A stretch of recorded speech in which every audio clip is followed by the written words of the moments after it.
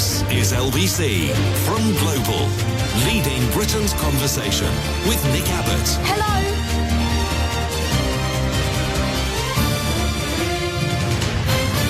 Well, let's get back to it. Heavy rain and thunderstorms have caused havoc in Switzerland and northern Italy over the past week, with downpours delivering more than 100 millimetres across many areas. More than half of this within 1 hour. And for those who do not do European surrender measurements, 100 millimetres is about 3'6".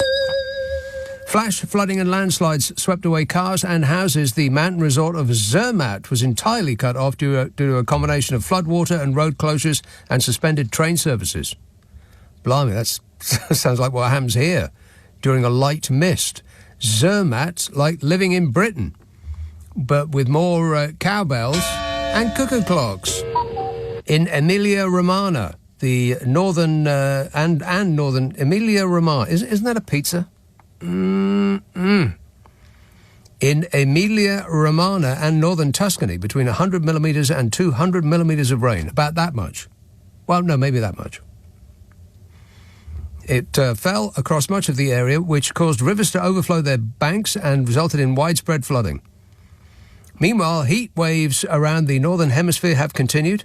Temperatures in Saudi Arabia soared above 50 degrees centigrade last week as millions undertook the Hajj pilgrimage, with more than 500,000 people taken to hospital. Wow. And up to 1,300 deaths attributed to the heat. Balkan countries experienced power cuts last Friday as temperatures in the high 30s spurred a spike in the use of air conditioning units. In the US, more than 100 million people were affected by heat alerts over the past week. In Pakistan, hundreds of deaths have been reported since the weekend as temperatures exceeded 40 degrees centigrade each day. In the southern hemisphere, meanwhile, parts of Australia have seen an early cold snap this winter. Parts of Queensland recorded overnight temperatures more than 10 degrees centigrade below average. But it's not climate change. Why would anybody think that? What with the fossil fuel industry spending millions of pounds promoting themselves by turning out adverts in the colour green to kid on like they care about the environment even a little bit over their insatiable greed to extract as much money as they can from the environment. Meanwhile, Britain's hot spell has come to an end. Yeah. It was brief, but it's autumn now. Cool and windy weather and unsettled conditions have replaced the heat that people who were complaining about the cold a week ago were complaining about this week. You know. Whinging and whining and moaning. Wet weather could continue into the weekend in northern areas, with strong winds also expected. Northern areas? Well, I think northwestern areas is more precise, isn't it? I mean, I could check on that while you wait. I really don't see the point, but I'll do it anyway. Aha! Well, I'll go to the foot of if I had any stairs, I would be at the foot of them right now. Because it will not be raining tomorrow. Can you believe that? No. In Glasgow, no rain tomorrow. You might even see the sun. No raining in Glasgow on Sunday, but normal service is resumed on Monday when it will be raining. Furthermore, it will be raining in Glasgow on Tuesday, and raining on Wednesday, and raining on Thursday, and raining on Friday, and raining next Saturday, the 6th of July, and raining on Sunday, and raining on the Monday and Tuesday and the following Wednesday. But on the Thursday, that's the 11th of July, it will also be raining. Every day for the rest of your lives. Oh, no. Oh, yes. Where was I? I was at the point at which I asked you if you would like to hear the long-range forecast for the next 4 weeks. No. OK, then. So this is the end of this month, first half of July. July. Blimey. We're over halfway through the year. It's practically Jesus' birthday. So the end of this month, first half of July, unsettled, bands of rain moving in with dry, warm weather in between, with the best conditions most likely in the southeast. Listeners in the northwest will get their own weather. Correct. Temperatures will be around average for the time of year. And then, second half of July, more settled weather with below average rainfall and a slightly higher than normal chance of heat waves developing. More settled weather with below average rainfall and a slightly higher than normal chance of heat waves developing. We'll take it. Meanwhile, Glastonbury is held on Worthy Farm in Pilton in Somerset. It's underway with those like me who went in the years before the festival went stratospheric and the crowd increased from about 20,000 to 200,000. People like me who went then are keen to say that it was better back then. You could set your watch by it. That's about the only thing that remains the same every year, when people like me, who went in the 1980s, explaining how good it used to be when you could park next to your tent and the place still looked like fields. It were gun when I were a lad. You used to go to a record shop and buy your tickets there, and they didn't cost the same as a family saloon, and they weren't all sold out in about 10 seconds flat, and there wasn't such a thing as a mobile phone, and no one took a shower. And the acts were Jonathan Richmond and John Martin, not Dual Lip Sync and Swizzle Stick or whatever they're called. Just one of the things that used to be better back then. 0345 6060 973. Stu, well, that's very bad taste, that first one there. Are we going to go with that? It's not that bad a taste. Well, it's a little bad. Against horses or against... He just turned it up to 11. He says, Stu takes, after being kicked in the head by a horse, I wonder if Princess Anne thinks that Brexit is a good idea. I'm immensely grateful to you for everything you've done in British politics over the last few years. I used to be an ardent Remainer. I voted Remain. I believed in the European project. Mm-hmm. I believed that staying in the European Union was the best thing for us. And then something happened, and something monumental happened. It completely changed my opinion on the whole situation. What was that monumental thing, Mark? I was kicked in the head by a horse. Right, very good. Okay, fine. Thank you. Yeah, ass. Will texts, maybe Nick Clegg could run for US president, as Foggy and Combo are clearly not up to it. Not Combo, Compo. Foggy and Compo, clearly not up to it. Yeah, you think this is a catastrophic clown show. Yeah. Wait. Look at what they got on going over there. Blimey. If it wasn't for them, we would be the laughing stock of the world. Oh, shut up! That's true. That's a true fact. Unlike many of the political adverts that you might have been seeing in your Facebook feed, which are not true facts. Liar! Exactly. Those adverts are lying to you.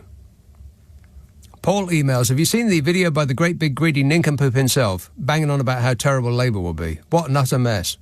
All he was missing was the paper cup with a pound coin. with a pound coin in it and a sign saying hungry and homeless. Hungry? I very much doubt it. He could live off his own fat reserves for a year, hungry. And Paul says, and I still hear people saying bing, bing, bing, bang, bing, bang, boom. He says he still hears people saying bing, bong. Not that. Bring back Boris, he says. He still hears people saying that. Bring back Boris. I despair. Boris? What? The great big greedy nincompoop. That great big greedy nincompoop.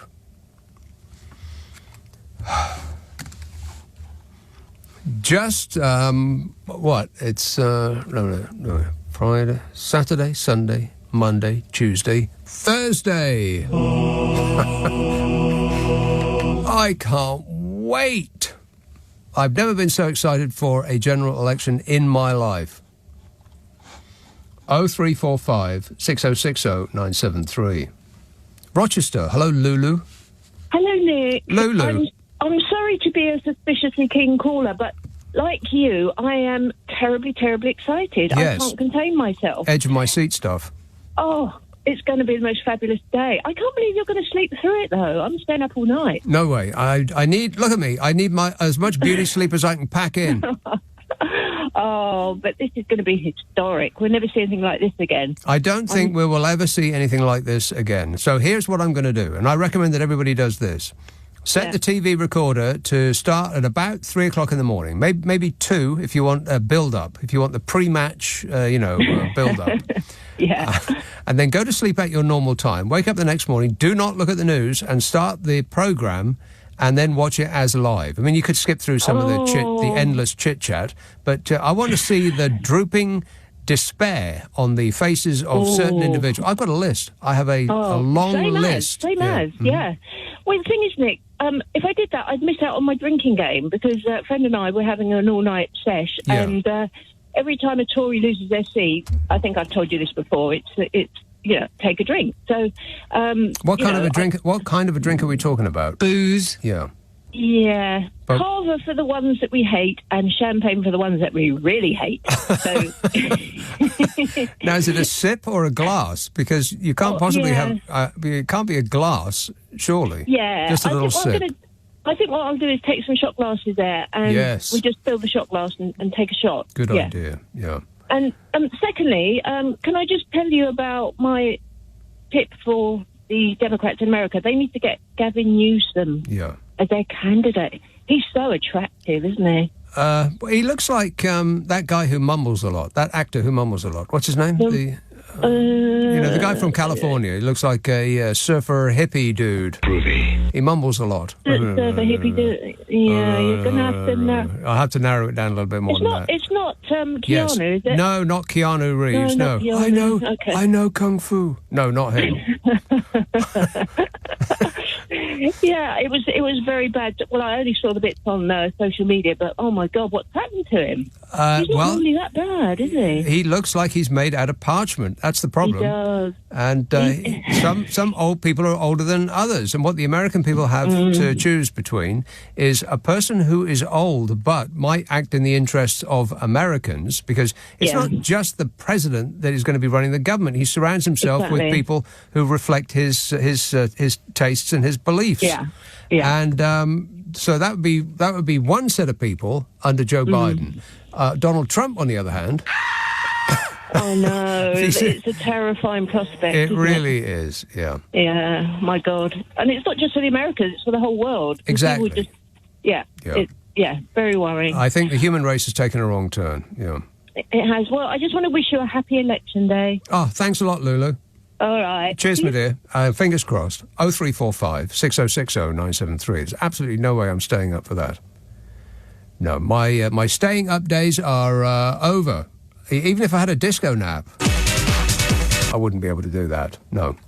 Going to bed at my normal time and then waking up first thing in the morning and then starting the recording back and playing it as of maybe 2, 3 o'clock in the morning and then watching it as live.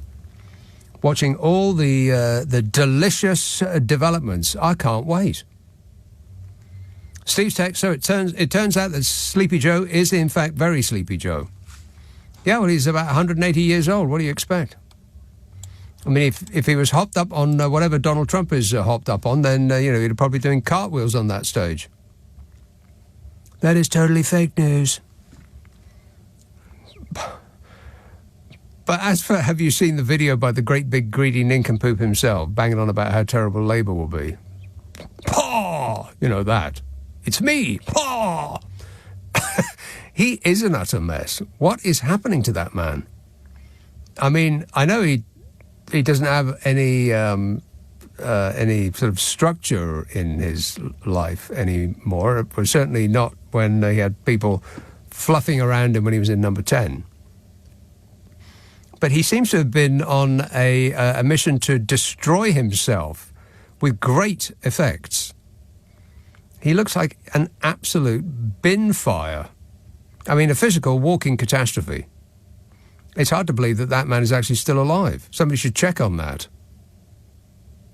Maybe ease back on everything, Boris. Speaking as a friend. I mean, I'm not, but that's what a friend might say. Darren says, I can't wait for Starmer and Trump to be the new Prime Minister and the President of the USA. They have the best haircuts of all of the world leaders. Starmer and Trump. The best haircuts. Well, they do share one thing in common. You don't need to put all of that product in your hair. You just don't. LBC. This is LBC with Nick Abbott. Call 0345 6060 973. Tweet at LBC. Text 84850. This is absolute tosh. Thanks, Nige. You're the best. 0345 6060 973. Erith, Steve. Hello, Nick. Yes, Steve. Thank you for having me. Thank you for making your call. It's your advice I want, really, because I know how upset you get with people that don't vote when they can and all that. Yes. I'm 50, and this is the first time I'm legally allowed to vote in a general election. 50 years old. Why? Why is it taking you so long? Because homelessness was the majority of it. You can't vote if you're homeless? No. Why not? No fixed abode? Yeah. So, but that seems unreasonable. You're punished twice. That's how it is, though. So, but what it is, because now I am legally allowed to vote. Yes. It's like a big thing, right? But I don't like Starmer, and I don't like Labour, and I don't. Would I mess it up by voting for anybody else? Does that throw a vote for the Tories, or? Because I would really not. I don't want to vote, but I'm not going to be. You're not going to displease me personally. Well, it's not just you personally, but you are. It's listening to you that makes me think. Some people, and all my life I've not been allowed to vote, so now I am. So yes. To not would be a crime, wouldn't it? So don't screw it up, Steve.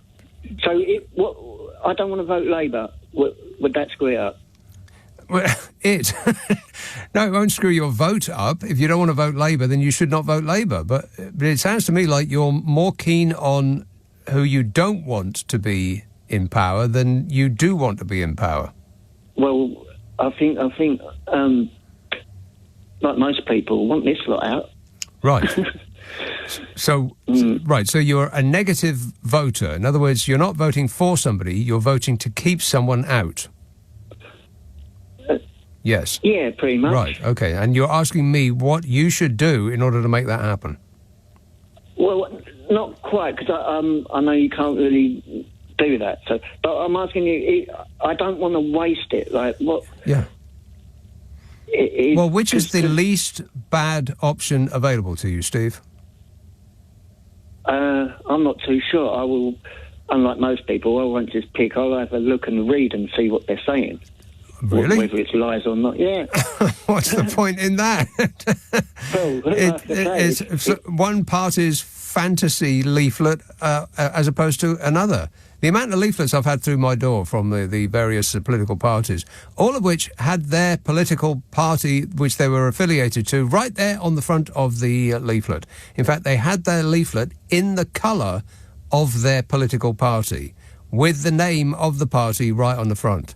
Looking hard as I did at one of the ones that came in, I only in the small print on the back at the bottom did one party's leaflet actually describe which party it was that they were enticing me to vote for. Can you guess which one it was? Yeah. Yeah, they're frightened. That's why. Because they know no one likes them. Amazing, really. I mean, just really extraordinary. I've never known anything like that before. People who are campaigning, but trying to keep the party they're campaigning for a secret. Well, I noticed it's similar to what you're saying, and I think it was yesterday. Yeah. And I was in a leaflet came through the door by obviously a canvasser, as they call. Yeah. Well, they didn't knock on the door. They just burst in. Yeah, it was. No, they just put a leaflet through, a blue one. Right, yeah. It was a blue Union Jack.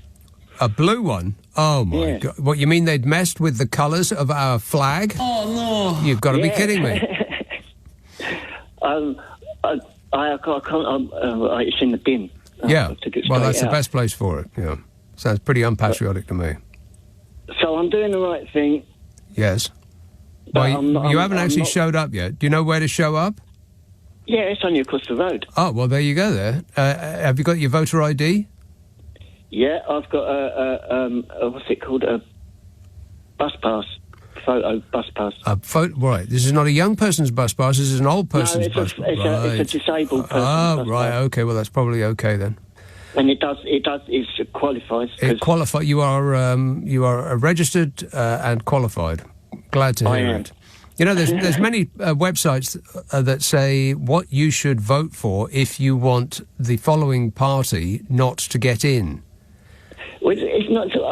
I don't want to take the blame for, because I know when the next party gets in, whoever they are, right? People like they're not going to get everything right, and you're going to. There's always going to be problems with politics. Well, I'd rather not be involved. It doesn't matter whether you want to be involved, Steve. Politics will involve you regardless of your wishes in that regard. I know. Yeah, so don't screw it up, and I want a full report on my desk first thing Friday morning, all right? I shall put it in for you, Nick. OK, good work. Thanks a lot, Steve. There you are, you see, making an effort. Mike says if only Fisher could be more like Trump, then his poll ratings would be far higher. He's got the shouty-pouty thing covered, so he should lie more, pay for sex with a porn actress, be a convicted felon, incite public rebellion, nominate your deputy to be lynched by a mob, maybe a bit of business fraud, and apart from that, leave him alone. He's doing his best, says Mike. Really? That's even more alarming. If this is his best, then we're all in big trouble. Norbury, hello, Tony. Yeah, hello, Nick. Tony. I've been on holiday, just come back, and I can't you sound like you're revivified. Really put a pep in your step. Bit jet lagged. Yeah, jet lagged. Right.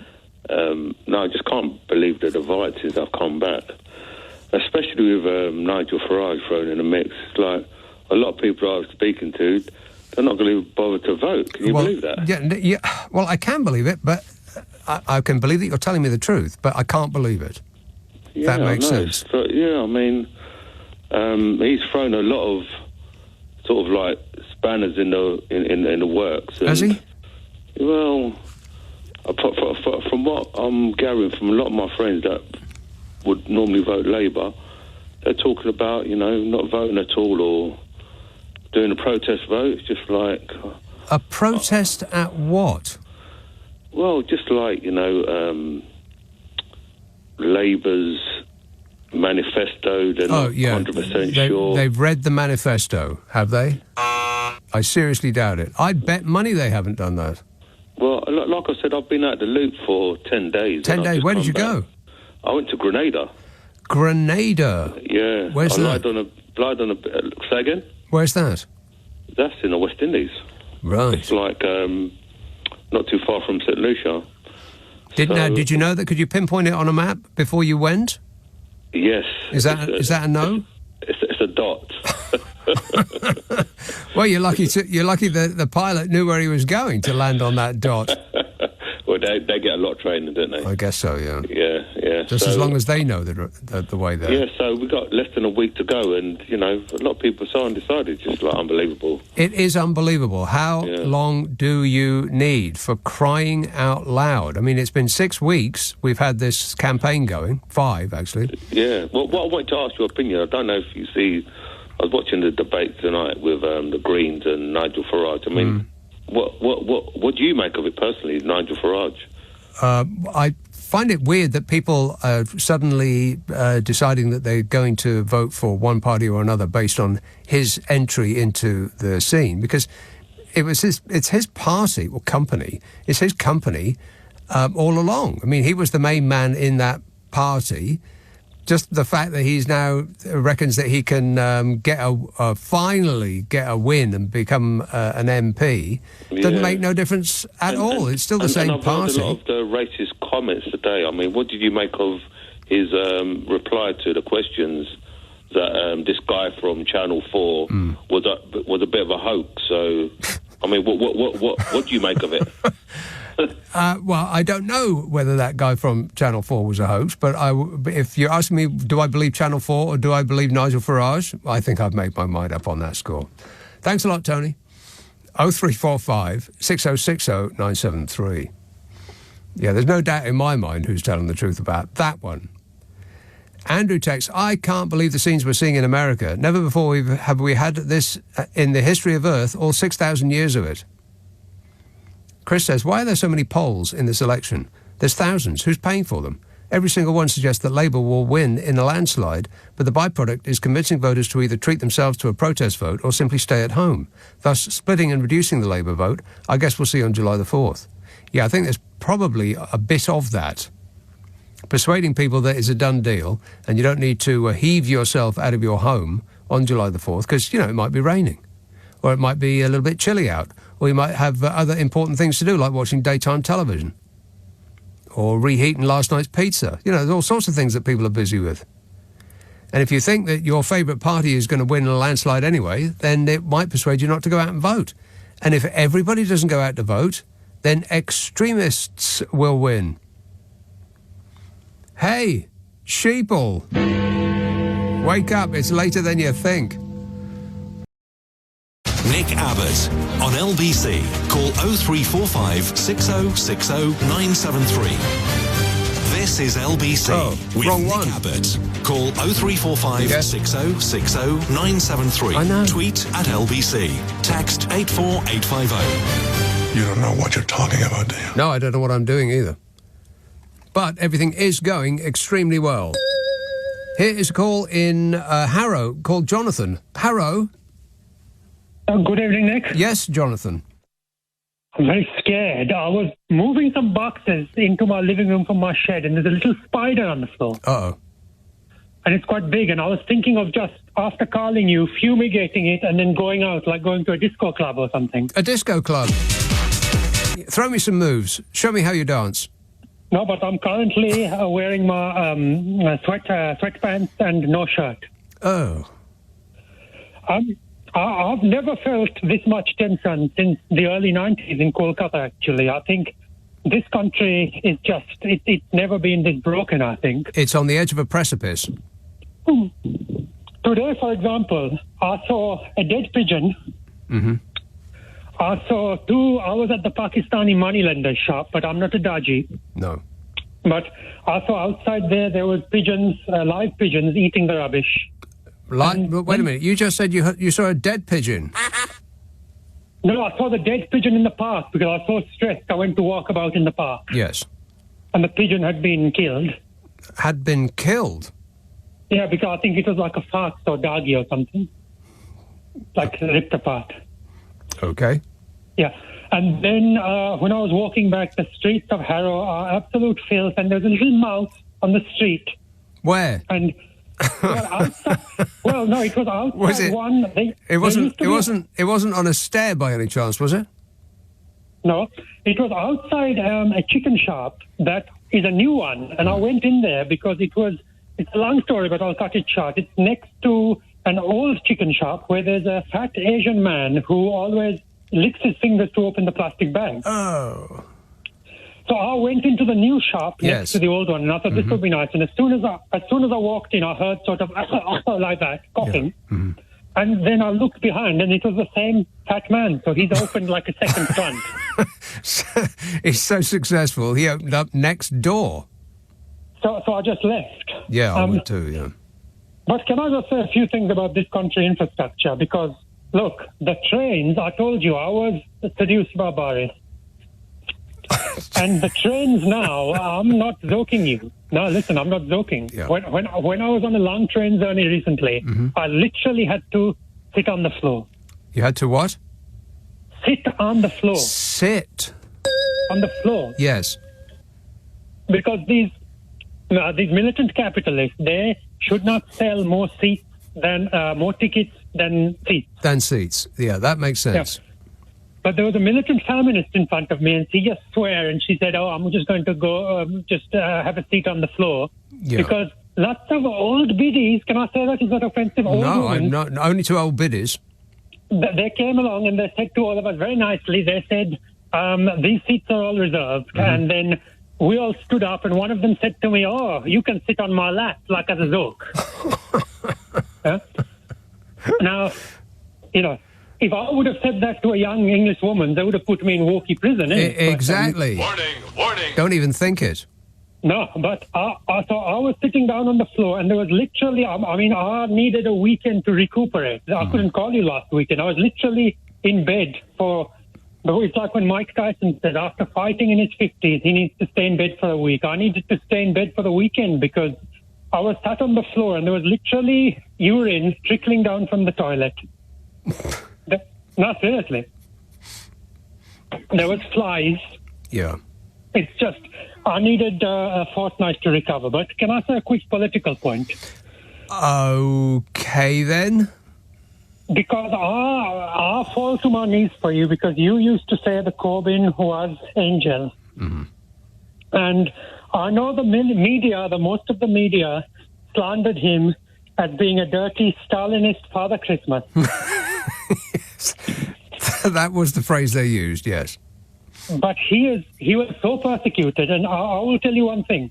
We need I'll spell the word out for you, EMPATHIE, empathy.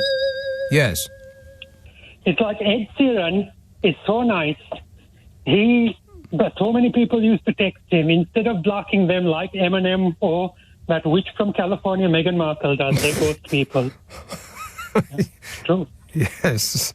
She's a hostage taker. She has taken our boy Prince and made him very harsh. I know, yeah. But unlike them, he's so empathetic, he got rid of his phone, not to hurt feelings.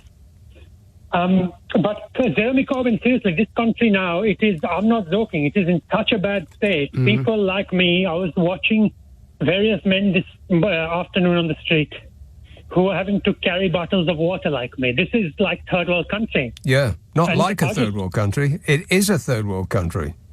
Well, you can't say that because it's not walking, is it? But I just wanted to say 5 names of the 5 biggest persecuted people in modern Western life. Okay, 5 names.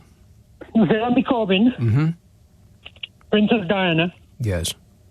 And then the last 3 are Bill Clinton, Michael Jackson, and Donald Trump. It's true.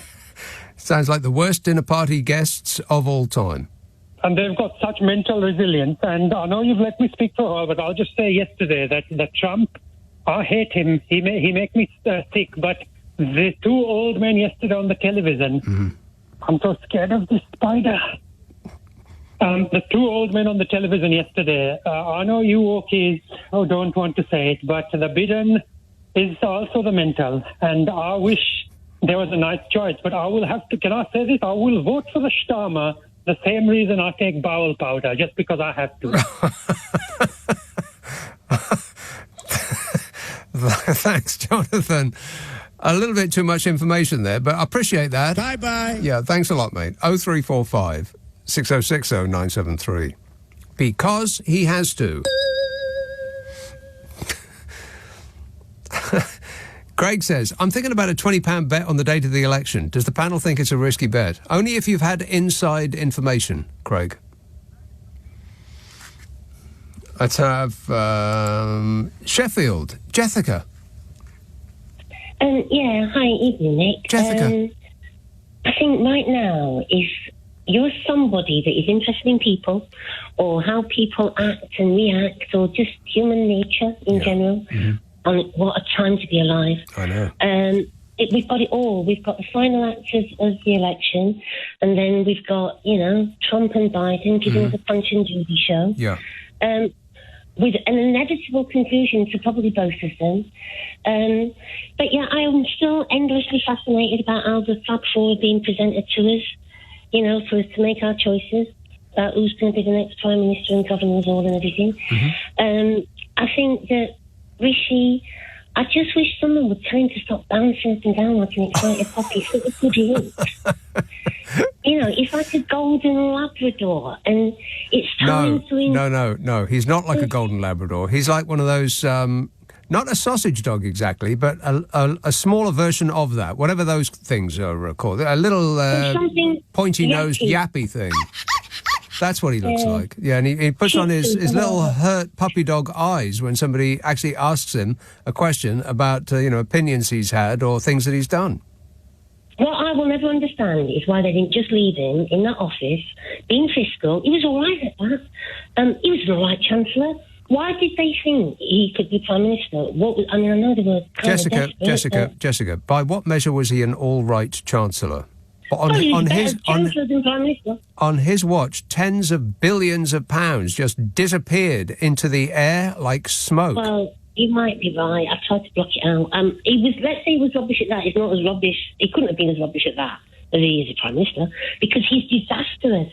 And it doesn't really matter what he does now. He's looking kind of forlorn. He looks like Harry Potter before he realises he's a wizard. It's too late now, isn't it? Look what you're leaving us with. But we'll see what happens. Farage is batting it out of the ballpark, shockingly, but he is. I mean, he's the bulldog, having a little go at Star Moves, behaving like a poodle. And then we've got Ed Davies, I don't know, he's one of them long-haired hippie dogs. It's shocking, but it's what we've got. It's probably what we deserve. I still maintain that some people shouldn't be on the telly. If they're not good on it, don't be on it at all. Right. I think you summed it up for us there, Jessica. I'm looking forward to Election Day. It's also my birthday. My plan is to wake up, think it's my birthday. Yeah. Happy birthday to me. Maybe have a bit of brunch, have a little look at how people are looking, how they're taking things, who they're thanking. That's always a good indication of how they're feeling about themselves. Yeah. And what they're going to do next. Go down that yellow brick road to, the Wizard of I'm a Celebrity. Yes. Or, I don't know, become a teacher. Something crazy like that. Yeah, that's right. Yeah. And we'll see what happens, Nick. Let's see. We certainly will, Jessica. And happy birthday for the big day.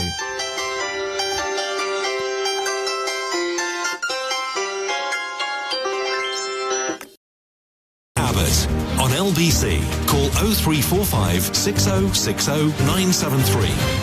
Yeah! Dude! Jane emails, when we had Donny, your programme was hilarious and the world was a happier place. Well, we weren't laughing with him, we were laughing at him. Don't be rude. Mary says the highlight of the entire election campaign came in Hull this week when a constituent said that he wouldn't vote Labour because they would tax condoms. He was told that he had misheard and that they would tax non-doms. Easy mistake, says Mary. No, Mary, not an easy mistake. And there's a bloke who should be gifted a free sample of like a never-ending selection of condoms for his entertainment and enjoyment. Please do not pass those genes on behalf of the human race. We're begging you. Appreciate it. Thank you. 0345 6060 973. Ipswich, hello, Phil. I'm very cross with you, Nick. Oh, yes.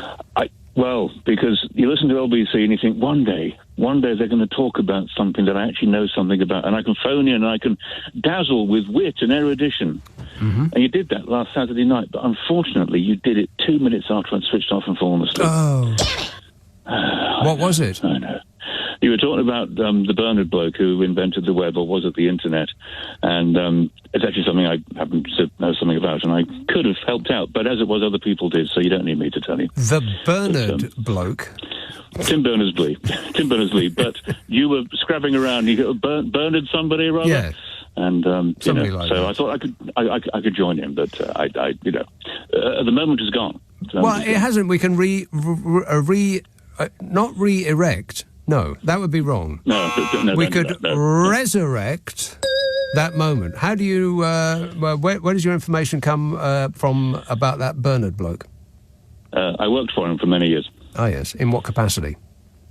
Worked for the standards body for the web. The standards body. Yeah. Standards on the internet. That's a good one. I mean technical standards. I don't mean content standards or standards of integrity, professionalism, and all that stuff. Because the standards thing, that boat sailed and sunk. Yeah, you're right there. Absolutely. So, yes, and I can tell you that when he first proposed it, 12th of March 1989, his first name for it was going to be The Information Machine, TIM, but he realised that calling it after himself may not go down very well. Plus, it's what used to be the phone number for for time. You know, you get. That's true. I'd forgotten that. Call up Tim to get the time. Yeah. The next name was going to be Mesh. And then someone else came up with the name World Wide Web. www. dot. Yeah, which takes longer to say than World Wide Web. It does, yeah. We live with it. It's just, so, I mean, people like me say dub rather than www. So, there we are. That is a matter for you, Phil. That's just you and you alone. But the main reason I wanted to ring in and tell me the stuff if you don't want to talk about it, but last weekend I was in Norfolk and I drove home through a constituency A full list of candidates is available at lbc.co.uk/candidate. And I drove through Swaffham and Thetford. Absolutely. Yes. Now, those are the places where, in the privacy and sanctity of the finest plywood available from B&Q, people go in and look down the list of names and put their cross next to the name Mary Elizabeth Truss. And it's really quite disturbing, but they do. Well, it's what doctors call NFN, normal for Norfolk. Normal for Norfolk, absolutely, yes. But as I drove through that area, I thought, am I going to see any actual posters for her? Yeah. I drove past the Swaffham Conservative Club. Not one. Wow. Not a single poster for Liz Truss outside her own constituency office. I may have the details of that wrong, but there we are. And go down the road. There was one up in the trees and in a private estate, so you couldn't get to it. And there was an actual poster that said, vote Liz, and there was a picture. Yeah. There was one more, only one more, and it was down at ground level, and of course it had been graffitied with something like "No effing way." I couldn't quite read the something like that name. Yeah. Something like that, yeah. Which is accurate. It is accurate, actually. There is no F in way. W-A-Y. Yeah, no F in that word, no. There's no at all, no. But it was interesting because this is cephalogically useless, but there are lots of, as you go along the countryside, you see enormous boards with usually vote Conservative on every farmer's field that they can find one. Yes. Not this time. No. There's some independent bloke. Now, I don't know anything about him at all. I could be completely wrong. This is utterly baseless. But he looks like a Tory. He looks like a Tory who thought, we can't possibly back her, so I'll stand as an independent. So there are posters for this guy all over. Some independent who's standing against her. Well, I don't know if it's going to do any good, but, I just sort of let you know that cephalogically useless, but the fact that there are almost no posters for her. And the depressing thing is she's almost certainly still going to win. Well, the depressing thing is I probably couldn't spell cephalogically if my life depended on it. But I'm glad that you mentioned it a couple of times. Good work there, Phil. Thanks for that. You believe that, Liz? That is a disgrace. A full list of candidates running in South West Norfolk are available on lbc.co.uk. Jane, I've read that. Jane emails and she misses Donny. It's not like he went anywhere. He's still in our lives, Jane. Still hanging around like a bad smell. Matt says you can vote if you're homeless. Your surgery can be your address. What, your GP surgery? Or your MP's surgery? I'm going to guess that it's your GP surgery. And if you knew that already, then that's okay. If you didn't know it, then I suppose it's too late now. Oh, well, better luck next time. And Nick says, Rishi Sunak's excitement at meeting the Japanese emperor was something to behold. He just couldn't believe there could be anyone shorter than he is. Normally I wouldn't encourage jokes about stature, but in his case I'm going to make an exception. Orpington. Hello, Tony. Hello, Nick. Yes, Tony. Now, I've got 3 or 4 important things that I want to talk about. Now, can you hear me properly? No. Oh, yes, you can. Yes, I can. Yeah, go ahead. Yeah, no, the reason why I asked, I bought these things called AirPods today. Now, I'm putting them in my ears, but they keep falling out. I was listening to my Sugar Babes album earlier on. That's coming out soon. Oh, that's way too much information. Sugar Babes? Yeah. Oh, no, we're not going to start that. No, but they keep falling out, so I just wanted to make sure you could hear me properly. Yes. Yeah. Right, now... They don't look like they're designed to stay in. I mean, I suppose Apple know what they're doing, but they would fall right out of my ears, I know it. I don't know if I can put them in properly, but I'm terrible with them. And I'm walking down the street, listening to my Sugar Babes or Mariana Grande or Dua Lipa or the Beach Boys. No, yeah, I like a bit of mixture. But they keep falling out, and it nearly went down the drain nearly.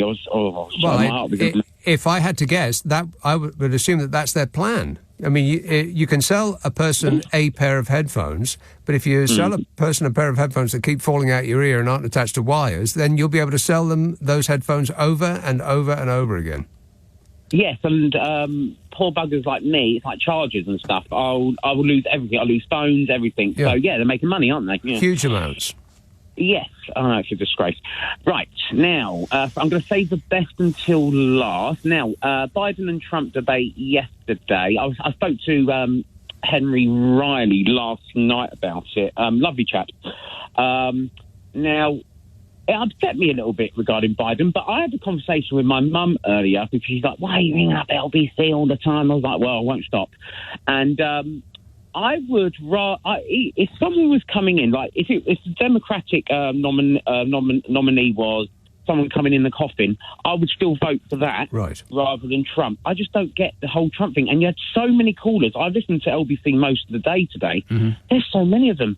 Yes, there are. He might win. He might win. They are everywhere, Tony. And they've joined a cult is what's happened. And it doesn't matter what Donald Trump does. They're just going to love him more because they think they've persuaded themselves that he has been delivered by God.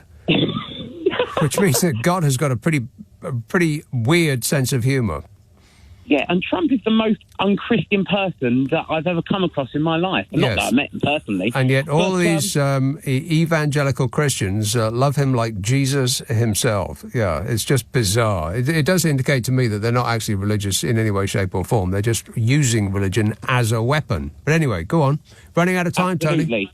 Yeah. Oh, sorry? Running out of time. Oh, yes. Gay Pride tomorrow. I'm going with placards saying vote Labour with a couple of friends. Can you believe that? It's my birthday weekend as well. I was born the same day as Princess Diana. I'm just giving my address at the same time. Yes, so I'm going there tomorrow. You're taking a placard that says vote Labour with a couple of friends. Yeah, with rainbow flag. Yeah, I've got to do my bit. I'm not going to do a tannoy like that Ken from Westminster. If he's still alive, I'd love him to call you. Is that what's going to be on the placard? Vote Labour with a couple of friends? No. Like, vote Labour, but there's a few of us going and stuff like that. Right, well, that makes sense. Yes. Yes. And finally. Yes. I've got to congratulate you. Now, you did say I would LUV love it, the Nick and Carol show. I really enjoyed it. It's just you two howling. It made me howl, to be honest. So, I really enjoyed it. So I would highly recommend that to the house. Well, I appreciate it. Oh, right, yeah. And Carol appreciates it too. Oh, right, yeah. Thanks a lot, Tony. 0345 6060 973. He's talking about the podcast that I do with Carol McGiffin. Yeah.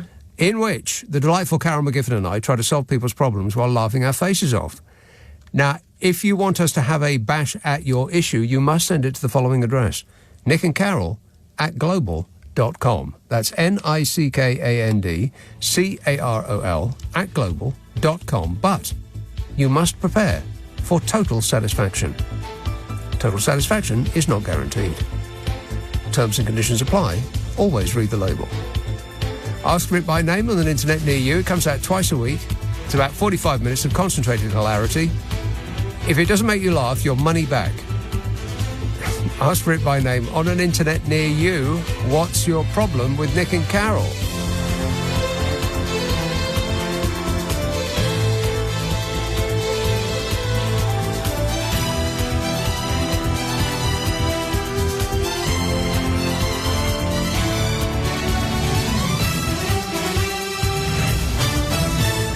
On your radio, on Global Player, and Play LBC. Leading Britain's conversation. This is LBC.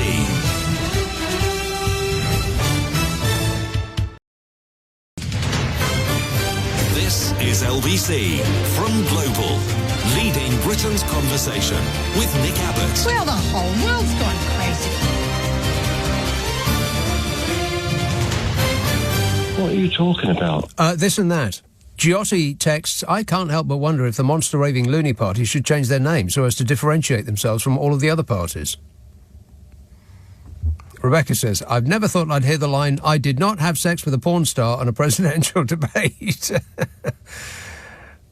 Did he actually say that? I did not have sex with a porn star? He didn't say that, did he? But Donny... Zach says, the Conservative candidate sent a leaflet through my door saying that Keir Starmer would go for years in power without being held accountable for his mistakes. And the rest of this missive is in capital letters with exclamation marks, like he's yelling at me. I've never heard of a group of people with such a lack of self-awareness, says Zach. It's amazing. I mean, the stuff that we're going through right now, historians will be picking over this forever. South Kensington. Hello, Leonard. Hi. Good. How are you this evening, Nick? Yeah, good, thanks. I'm going to refer to some of your callers about the, the kind of decline of Britain. Yes. And I hear a lot of people talk about Europe being the same, and I'm afraid to say it is not. It is not. No, it isn't.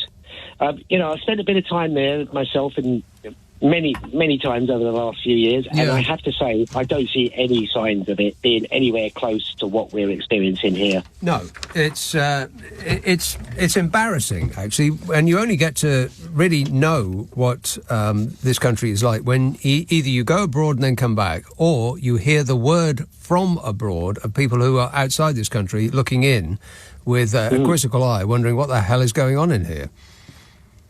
Well, I suppose a good way to sum it up, and it's a really good example, to say the least, is just use the tube, I mean, talk about needing to have something in your ears, because you just get shaken to death, and the noise so is loud. just unbearable. And also the dust. I mean, when you go abroad on holiday, I mean, I don't really do that, but I do remember having done it, and you come back and you go on the tube, everybody on the tube looks like they're dying. I mean, not at that moment, but, over a long period of time. It looks like they're all ill. And the reason for that is twofold. One, the lighting in there is terrible, so it makes everybody look, as though they're sick. And two, I think actually travelling on the tube is making you ill. Henry Riley, out of LBC, he took one of those pollution meters from the street, which was, relatively clean air. A human being could breathe it without, without booking an ambulance. And then he took that very same particle meter, or whatever it was, down into the tube, and it virtually screamed with pain. Warning, warning! It said, get out of here as soon as you possibly can. There's a lot of grime, and I have to say, this ULEZ stuff, I mean, I don't think it's really making that much difference. And, of course, people haven't taken into account the amount of building works. I mean, it's just phenomenal, the amount of dust. I know. I mean, I live in Kensington, so there's all this Shanghai buildings going up everywhere, and it's just like every single day, the dust is just incredible. Yes, that's right. Yes, you are, you're lucky to be alive, Leonard. Well, I am, but, life's about living, isn't it? And I think that if you've got choices, and I'm one of those people that's fortunate enough, I feel really sorry for an awful lot of people that have to, witness if it ever happens, I really hope it does, the rebuilding of the absolute despondency this country is now in. And the rebirth of a nation.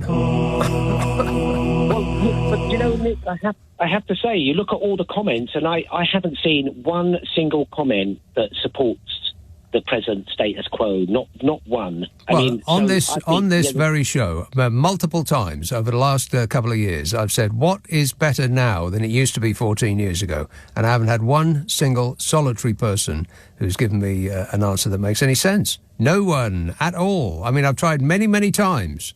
What is better now than it used to be 14 years ago, for example? 2010, let's just pick a nice round number. What's better now than it was then? Nothing. I bet you can't think of a single solitary thing.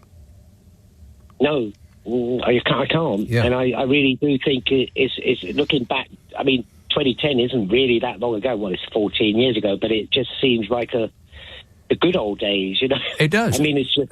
And you started this conversation by saying that some politicians compare us to other countries in Europe and say that, thank goodness we're out. Thank goodness Brexit happened and we've got our freedom back because now we are, charging ahead and the rest of Europe is languishing. Well, no, it isn't. Everywhere else in Europe, things work better than they do here. That is verifiably true. And everywhere else in Europe, that is at least a comparably rich country as we, people earn more and their productivity is higher. And we're becoming gradually poorer and poorer to the extent that we will be going to Poland to fix their plumbing.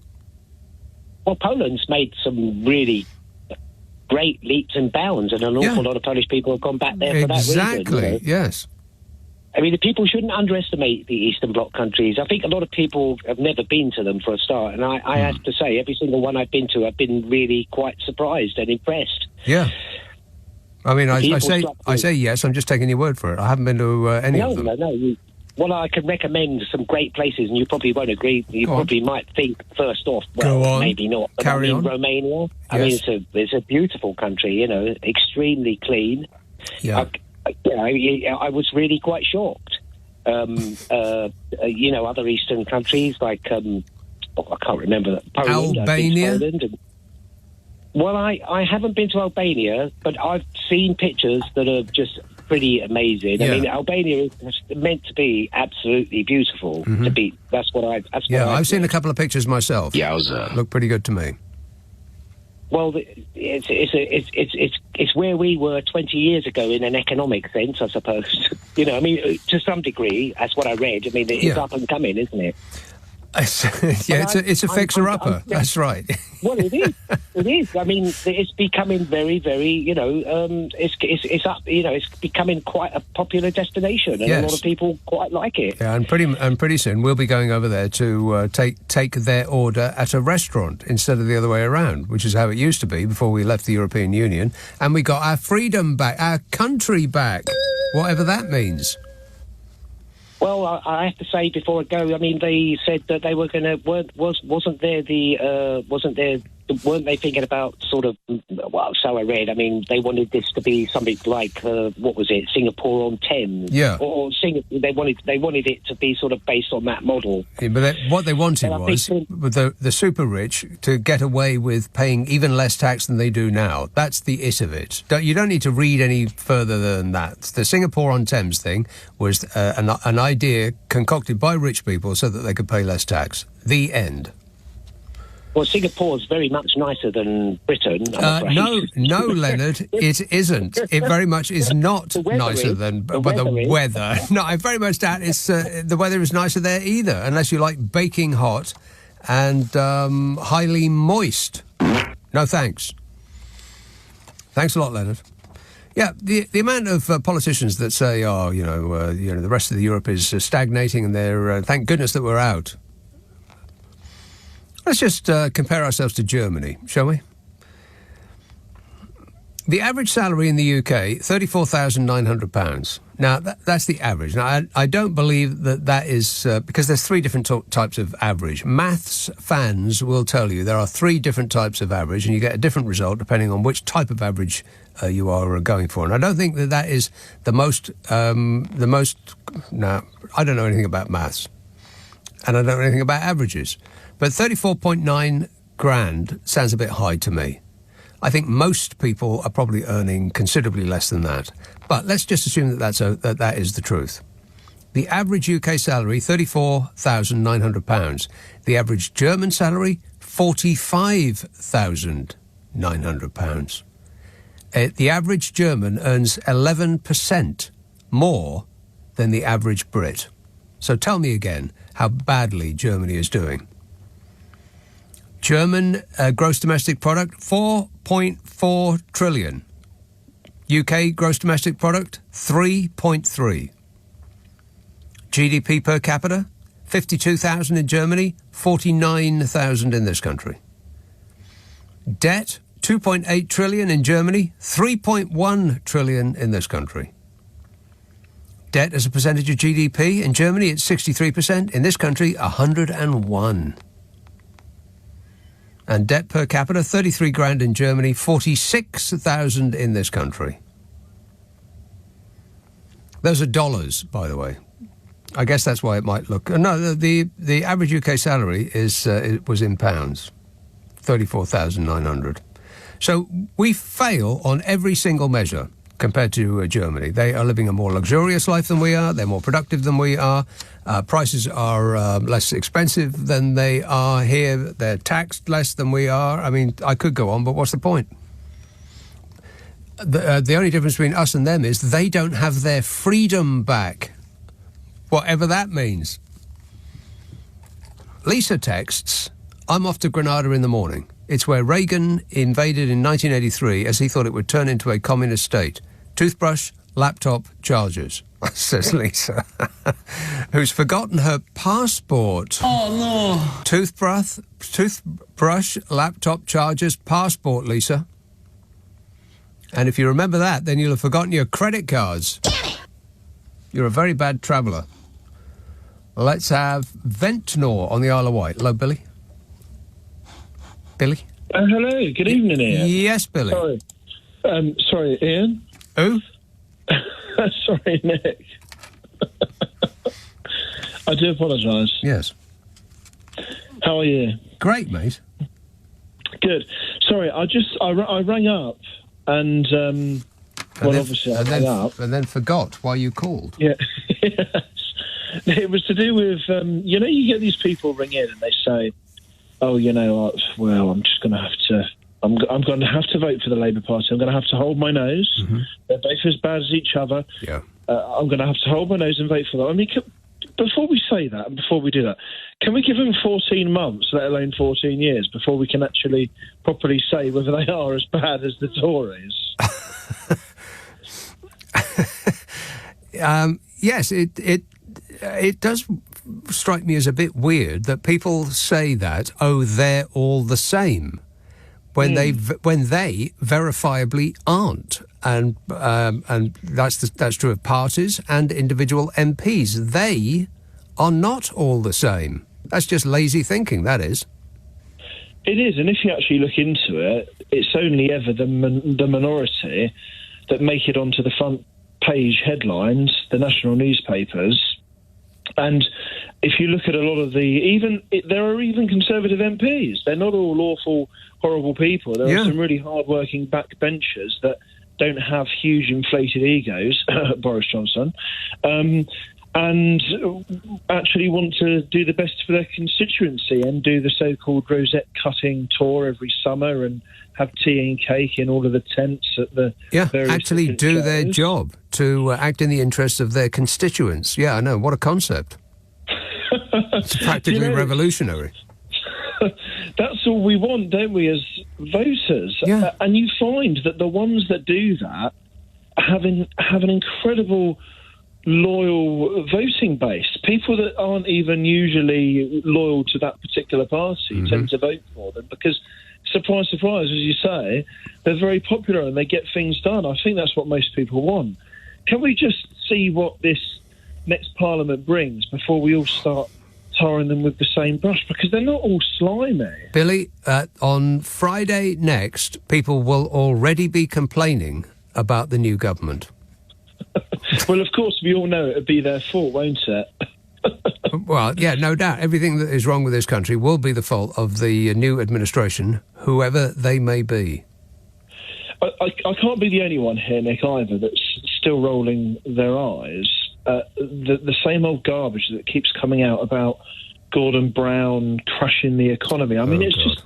It gets so. It wasn't Gordon Brown crashing the economy. What people keep saying all the time is Gordon Brown selling off all our gold, which cost significantly less to the country's economy than the massive amount of fraud that has gone on under the Chancellor when he was, when he was in charge of our money during the COVID pandemic. Well, it does make me chuckle that actually, now that you've mentioned that, I remember doing a bit of research. The actual, people forget about this. If you adjust inflation for the amount that Gordon Brown sold the gold off for, you're absolutely right. It doesn't even touch the amount of money that we wrote off alone during COVID, let alone all the other money that we wasted on top of that. Yeah. The actual money that was written off in COVID loan fraud accounted to around about, I seem to recall at the time when I looked at it, the same amount that Gordon Brown sold the gold off for. I mean, at the end of the day, not everything a politician does is going to be sensible or correct. And I know it's a bit of a swear word to say, but Tony Blair wasn't even that bad. He was just awful when it came to what he did on the international stage. The one thing. Exactly, but that shouldn't overshadow the good things that he did do. And of course, correct. We all know that one of the amazing things that John Major did was he obviously got the Tories out of office, didn't he, in 1997? So, every Prime Minister has an excellent positive attribute, and except for one in my memory. Go on. The person whose name you can't, or people of my age can't say without virtually spitting the name out. Yeah, her. Gotta go, Billy. But thanks a lot, mate. This is this is from the Telegraph, so this must be true. It's about Gordon Brown. It says the 395 tonnes of gold sold off by the Treasury would now be worth £26.6 billion. The gold, in other words, was sold at a 20-year low in the market, and this period has since been named as Brown's bottom. Oh. Disgusting. Please. £26.6 billion. In other words, less than the cost of a telephone test and tracing app that doesn't work. Contact tracing,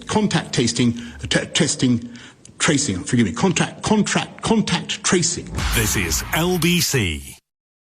Leading Britain's conversation. Nick Abbot. Alexa, send a comment to LBC. Hello. Brett emails, when has Telling the Truth ever won an election? I don't think you quite understand the sport. Well, that is a good point. Tessa texts, pizza should not, under any circumstances, be reheated. Eat it cold. If anybody uses that as an excuse for not voting, this country really has gone to the dogs. Why can't you reheat pizza? Under any circumstances?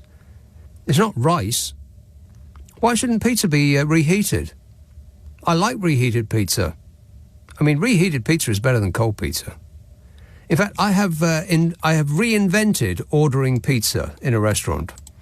What you want to do is, instead of two people ordering two pizzas, and then by the time you get to the end of your pizza, it's cold, two people should order one pizza and then halve that pizza when it gets to the table, and then when they have eaten that half of the pizza, then they should order another pizza that they can halve and eat at the table, and then you get hot pizza all the way. You're welcome. Thank you. Lena texts. Lena texts. I know I'm late to the party, but have you mentioned the weather in Glasgow? It's vitally important to everyone in the world. Yes, raining. And Nick texts, Keir Starmer's dad was a toolmaker. West Devon. Hello, Rose. Oh, hello, Nick. Rose. Yeah, well, I've been thinking about the Tories, about class and about tactical voting. Yes. And something was just going through my head then, and it's whizzed out again. Oh yes. No. Well, I rode up to the moor today, and I didn't realise how late it was. I was going by the sun because I'd left my phone behind, and I thought, if I ride back just before it sets, I should be all right. And I didn't get in till 10 to 10, and I haven't eaten anything. Oh, blimey. So, yes, I don't know why I've told you all that. You need to keep your strength up, Rose. Force yourself. Yes, well, that comes in to this. The countryside is polluted by blue billboards. Billboards? Yes, because it's about the people who own the land, not necessarily the people who are farming it. Oh, right. Yes, and basically the Conservatives, I may be exaggerating slightly. Aristos. I think so. They own the very earth beneath our feet. Yes, they do. Well, the Queen... And it does my head in. Not the yes, Queen. The Queen. Not the... No. I think we're past that, Rose. Yeah, the King now. Yeah. The King. I still find that a bit hard to get used to. The King. Yes. Yes. Yeah. It sounds like a fairy story, doesn't it? Well, it sounds like we're living in a Disney cartoon, for crying out loud. When will this country ever grow up? But still, we're all dazzled by princesses and princes and all that silly nonsense. Yes. But anyway, the Aristos. I don't know if this is true or not, but I'm just going to say it anyway. 1% of the population of this country owns 50% of the land. Can you believe that? Yes. Yes, that is believable. Quite easily. Yeah. Yeah. And most of it we can't actually enjoy. Exactly. We can't, we haven't got access to it. No. It's extraordinary. It's appalling. But anyway, so the place where I was going to sit and have a little snack before I started walking about and faffing around with binoculars and things. Yeah. I had to go somewhere else because I'd have been sitting looking at the view, but I would have a blue billboard in front of my face.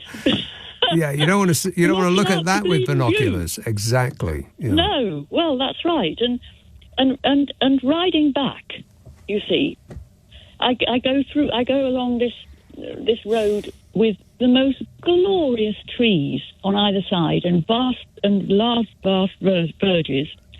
You know, those trees that have been allowed to grow and grow to their full extent. The ones with leaves? Beeches, oaks, and yes. Yeah, I know those. And they're on either side of the road, and then you've got massive gardens and huge houses.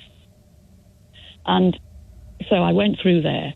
And there's nearby... You probably shouldn't do that, because there'll be some landowner who will strafe you. Yes, well, no, it is actually a public road. It's just very interesting that the contrast that you get. And there's an estate just nearby there where they must have felled all the trees when they built these very small houses for poorer people. Yeah. And you'd think that they could have left some trees. You know what I mean? Yeah. But anyway, then I got back here, which is not where I used to live. But and I've got to negotiate. It's good for me. You know, it keeps me alert, really, I suppose. But I've got to negotiate my little motorcycle up the footpath, across the grass. I've got this patch of grass very generously outside the front. Rose. And this tiny little... Rose. What I was trying to get to... Yeah, sorry. You sound like a hooligan. Are you one of them motorcycle hooligans? Yes. No, it's only a little bike. And I realise I've rather gone off-piste, but... And as I was sort of negotiating this and negotiating my way through a gateway that it just fits through, I thought it's all about restriction and confinement, isn't it? And the rich don't know anything about that at all. You know, when you see a chap walking around a large estate or along land, the relaxation is palpable because they have space to move from the moment they get up. Yes. You know? Yeah. Space is the ultimate luxury. Not space as in, you know, where man has not gone before. Not that kind of space. No. Yeah. It's space is a class thing. Lateral space, exactly. Just horrifies me. Yeah. But this whole voting business, you know, I know I've gone on about it before, and I'm going to say something slightly different. Having seen these blue signs, oh dear, and people I know are saying, there's no way I'm going to vote Labour. You know, staunch Labour supporters. Yes, this mystifies me. Based on what? And then those very same people will say that they haven't read the manifesto. They'll say, well, I can't vote for the Labour Party, and you'll ask why, and they say, oh, well, it's because of what they stand for. And then you'll ask, and then the very same people will say that the problem with Labour is we don't know what they stand for. But so how can the two thoughts occupy the same mind? Yeah, well, absolutely. But some of the people I know are very angry about Starmer, you see. So they sort of this thing like he won't know they haven't voted for him. You know, it's like if I don't vote for Starmer, there isn't going to be a banner suddenly erected saying Rose DL did not vote for Starmer. Hooray. I'm afraid, Rose, it will go down. It will go down on your permanent record. Yes, and you see, it's bothering me. You said something about a website, because I'm in difficulties here. What normally happens, I don't know if we'll have to do all the candidates again after this, but what normally happens is the three lefty parties split the vote between them and the Tory gets in. Exactly. Eternally. Always. The same flipping thing is going to happen again. I don't care who I, quote, vote for. It's a pencil cross on a piece of paper. Yeah. You know. Which, by the way, can be rubbed out. If you don't get it right, they can just rub that pencil cross out and put it in the correct box. You understand that, don't you? Oh, really? But, you know, as long as we get them out. And, I mean, I know you're looking forward desperately to it, and so am I, and all this schadenfreude thing is bloody marvellous. Yes. But supposing it goes the wrong way, because these people I know could be multiplied by thousands exactly. who are not going to, yes, vote Labour, in because short. they think Labour's getting in anyway. Precisely. Wake up, sheeple. It's later than you think. Do not have not voting as an option. That is unacceptable. Rose, got to go. Thanks for that. Nick Abbot on LBC. Call 0345 6060 973. Some nobody. 0345 6060 973. Stuart, Johnny, John, Chris, Ken and Brett have all texted, do you think the Princess Royal is now a Brexiteer after she was kicked in the head by a horse? And there's a note from the person through the glass who says, producer note, we don't need this joke anymore, it's done. And I would question the title producer. I'm the producer. How about receptionist? Thumbs up through there. Mark text, Man United were better in 2010. In answer to the question I posed some while ago about what's better now than it was, some while ago, in relation to Glastonbury, because at this time of the year, people of my age will start going on about the same old thing. Oh, Glastonbury, yeah, well, it was much better when I were a lad. It were grand when I were a lad. Much, much better, verifiably so. Correct. Yeah, it was. There wasn't 250,000 people there. It didn't cost 350 quid to get in, and you could go wherever you liked without queuing. Better. 0345, and the music was better as well. I mean, that's absolutely true. I mean, what have they got on this time? Dua Lip Sync and Swizzle Stick or something? Not remotely interested. I mean, Coldplay give good show, right enough, but I mean, how many times do you need to see that show over and over and over again? I've seen it like about 10 times now. 0345 6060 973. East Yorkshire, hello, Mike.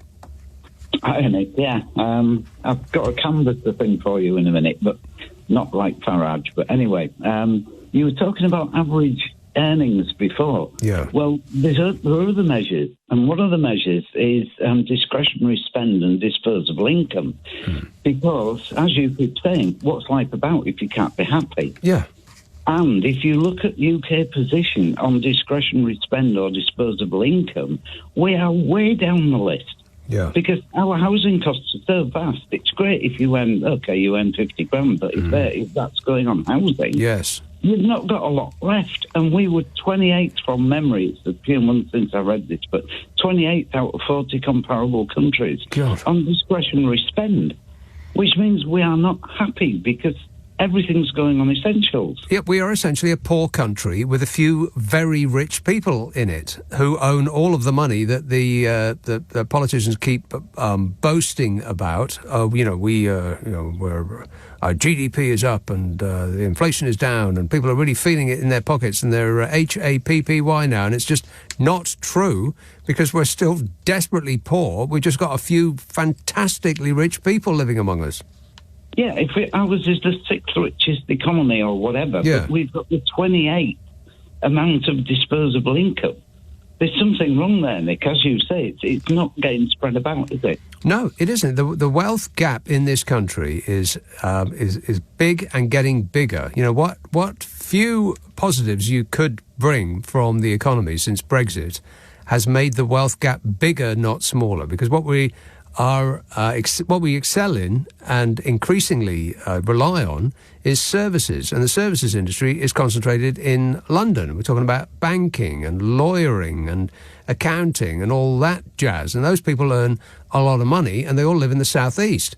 And so all of the wealth that has been created is going into the place which is already wealthy, which is why the rest of the country does start to resemble a third world. Yeah, I mean, you're absolutely bang on with that. But anyway, can I go back to canvasser? Yeah. I mean, okay, Farage had a horror story with his canvasser and what have you, but I got a canvasser tonight, and I thought, okay, it got a blue rosette on amazingly, not a purple or green one, it got a blue one on. Mm-hmm. And he said, have you considered how you're going to vote in the next election? And I said, oh, yeah, fine. Yeah. Then I kept him talking for about 15 minutes. And eventually, till I guess one round and round and nothing happened. And then he got a bit suspicious because I said, if Sunak does get back in, do you think Rishi will put Priti Patel back in the cabinet? Because I don't like that Braverman, but Patel, she's quite cute. And I think the penny dropped with him at that point. And he said, can I say we'll have your vote on the 4th? And I said, no, I'm sorry, it's impossible. And he said, why? And I said, because I postal voted for the Labour Party last Tuesday. Oh, right. And then he said, that's the point he first swore, not directly at me, but it was for an F's sake type thing. And he said... On your doorstep, he said that? Well, yeah, he sort of turned and said it, but not directly at me, to be fair to him. He said, why have you spent 15 minutes talking to me? And I said, to waste as much of your time as I possibly could. Right. And he was not happy bunny again. No, I would imagine not. No. At which point, the bad thing was, he did call me, he said, idiot, which annoyed me. So I said, hang on a minute. I said, I've wasted 15 minutes of your time. You've had 15 minutes of your time wasted. And I've had 15 minutes of fun as idiot. and he was not happy bunny at all.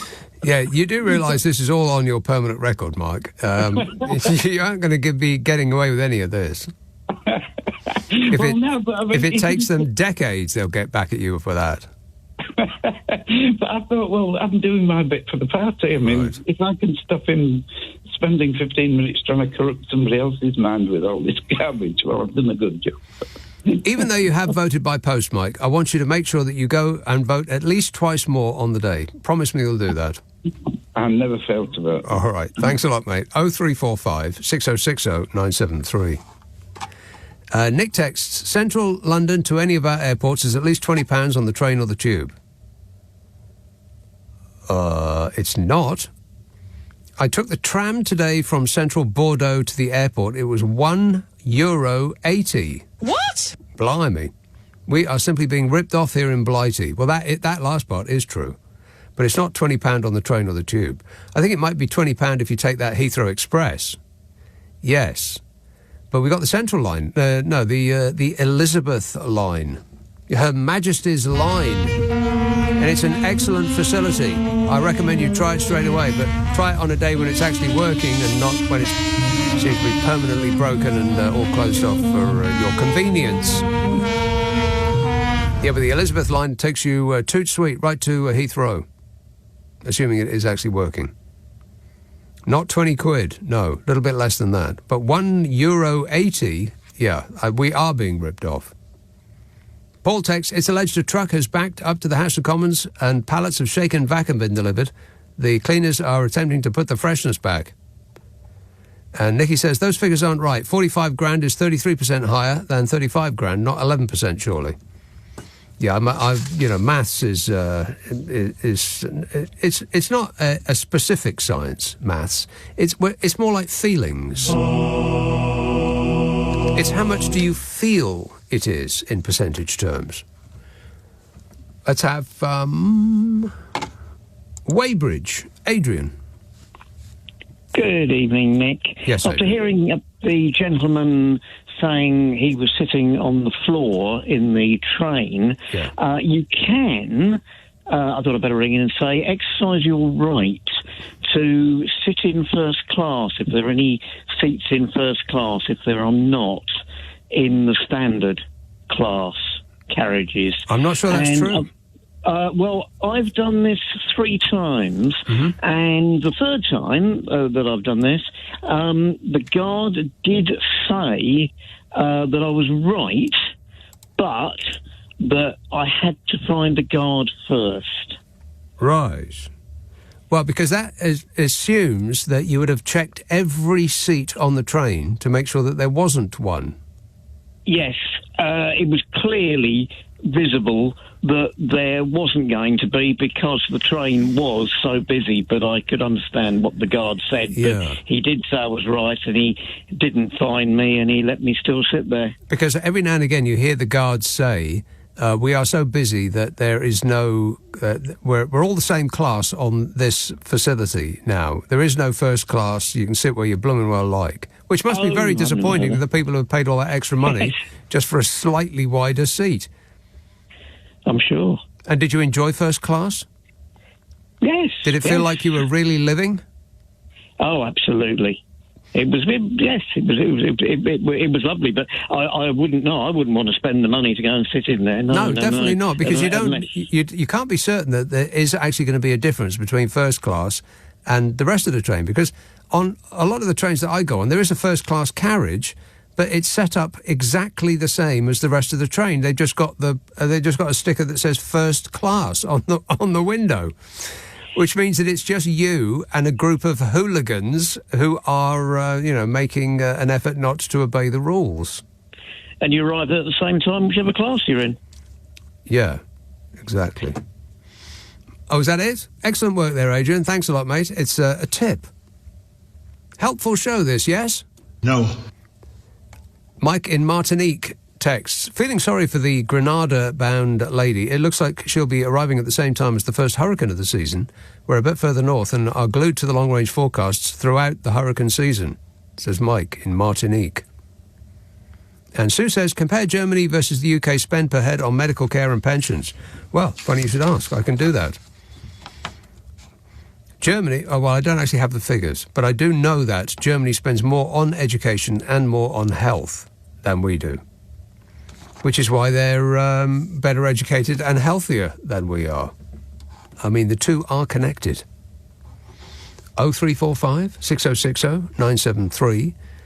Sam says, do you honestly believe that Labour are going to deliver on their promises in their manifesto? Once again, they are promising the world and people are falling for it. Wake up, people, says Sam, who I bet every stitch of clothing I'm wearing right now has not read the manifesto. Bet he hasn't. Leading Britain's conversation, Nick Abbot. Alexa, send a comment to LBC. Hang about, Nick. Listen. Now, what I'm trying to say to you is this, Nick, right? Here's a call in Oldbury. Ranjit. Hi, Nick. Thanks for taking my call. Hey, Ranjit. How are you? Yeah, great, mate.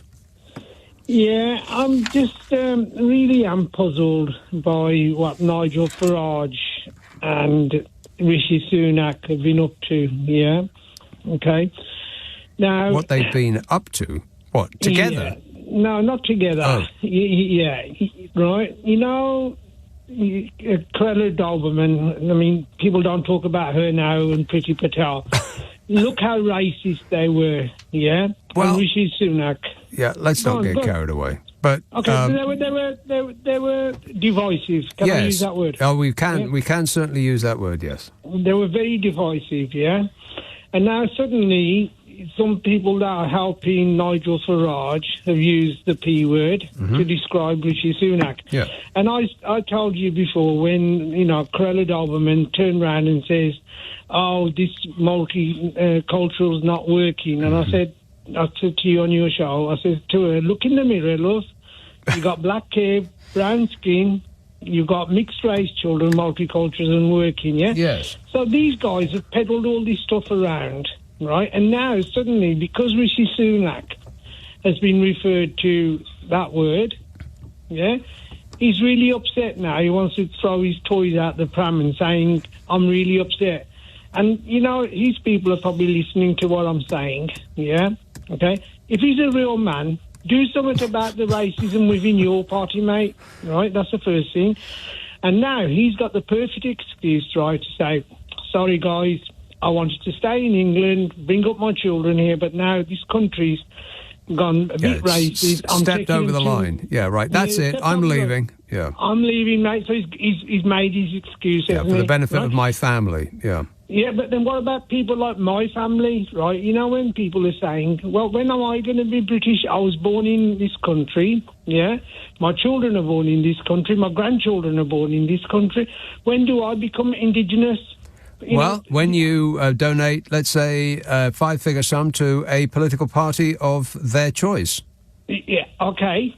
Now, he's a billionaire, but he's still being referred to as what I get referred to if I cut somebody up while I'm driving or whatever.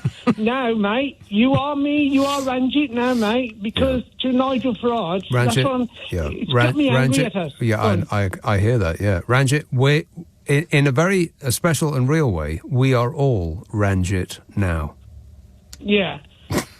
Yeah, but you know what I'm saying, don't you? And yes, I do. It does annoy me. Yeah, I can understand people, that because they've got the money. I mean, they're protected. As soon as the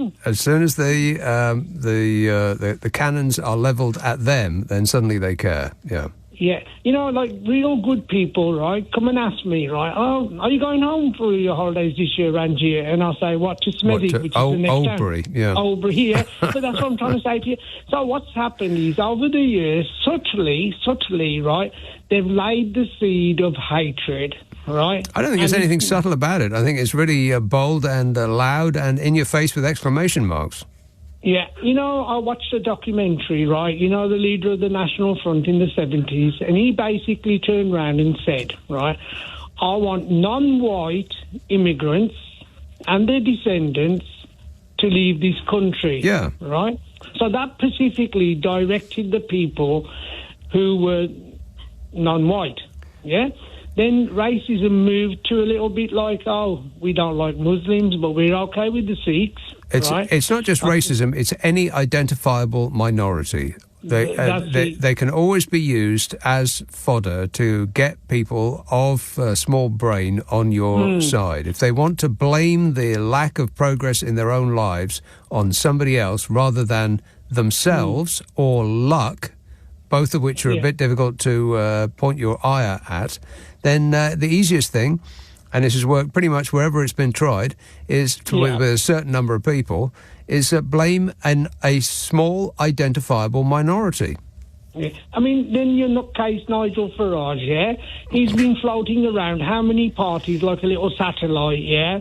And then he suddenly comes in, he says, right, you know what, this country needs me, now I'm going to come and stand, right? And you only say that he's a nutcase because he said he's a nutcase. I'm a nutcase. In that manner, yeah. And then that thing about the horse, I've been, while they've been on about Princess Anne, I've been thinking about when that bloke got hit by a horse. One of my favourite clips ever, Yeah.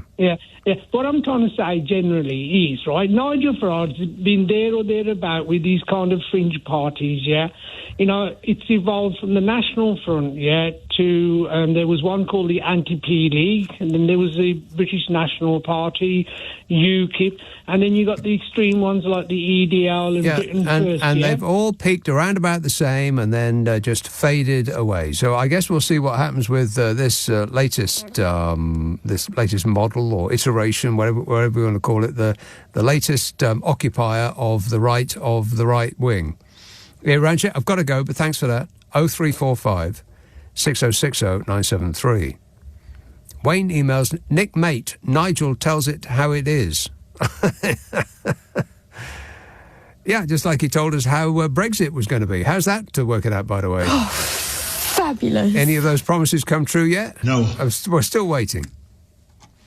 We're waiting with anticipation. Wayne says, Nick mate, Nigel tells it how it is. He's just like me and you. Just give him a chance. Can't be any worse than Keith Stammer or Rishi Sunak. You could take a holiday. That Brexit thing still on your mind? Yes, says Wayne, who I do believe is trying to sound stupider than he actually is. Tyler says, how the heck did Joe Biden make Donald Trump look presidential by comparison?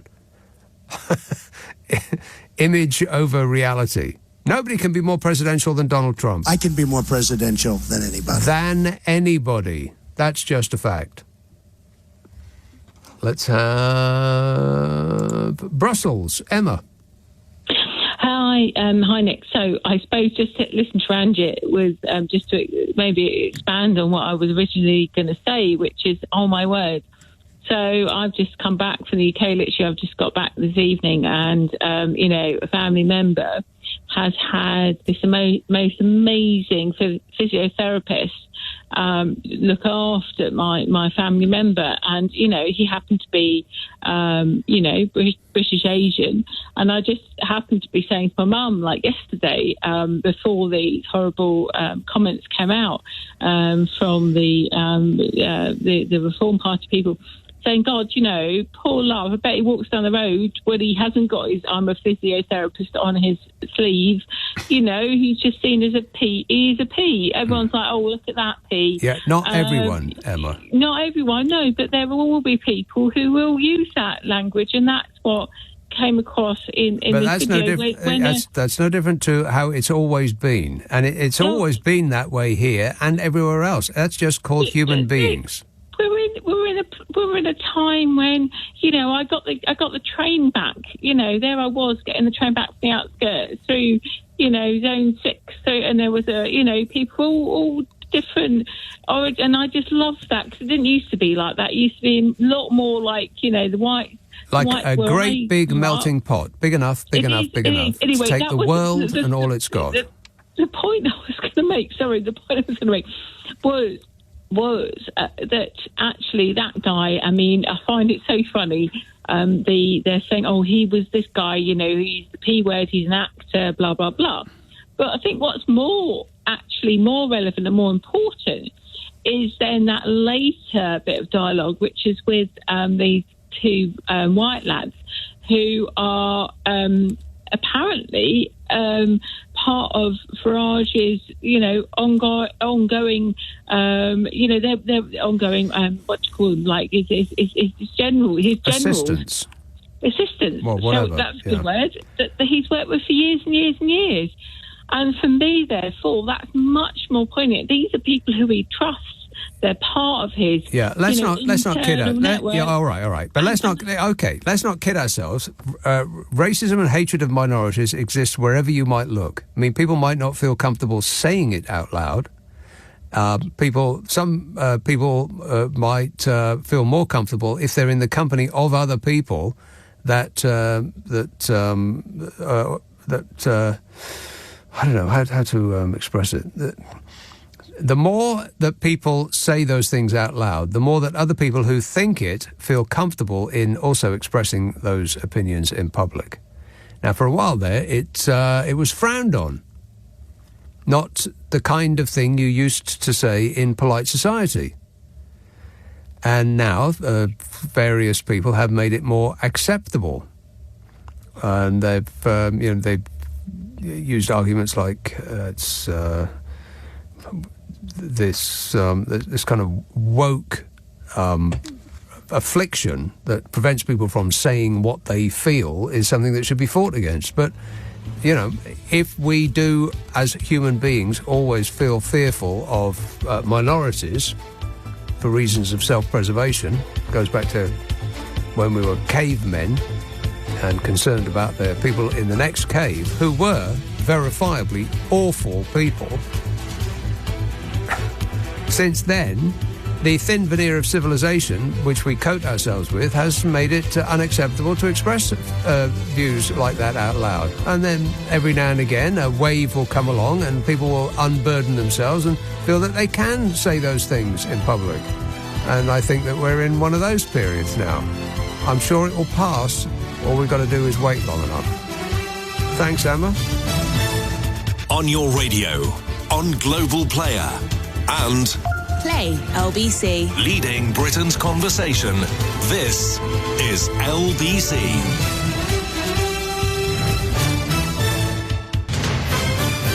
This is LBC from Global. Leading Britain's conversation with Nick Abbot. Yeah!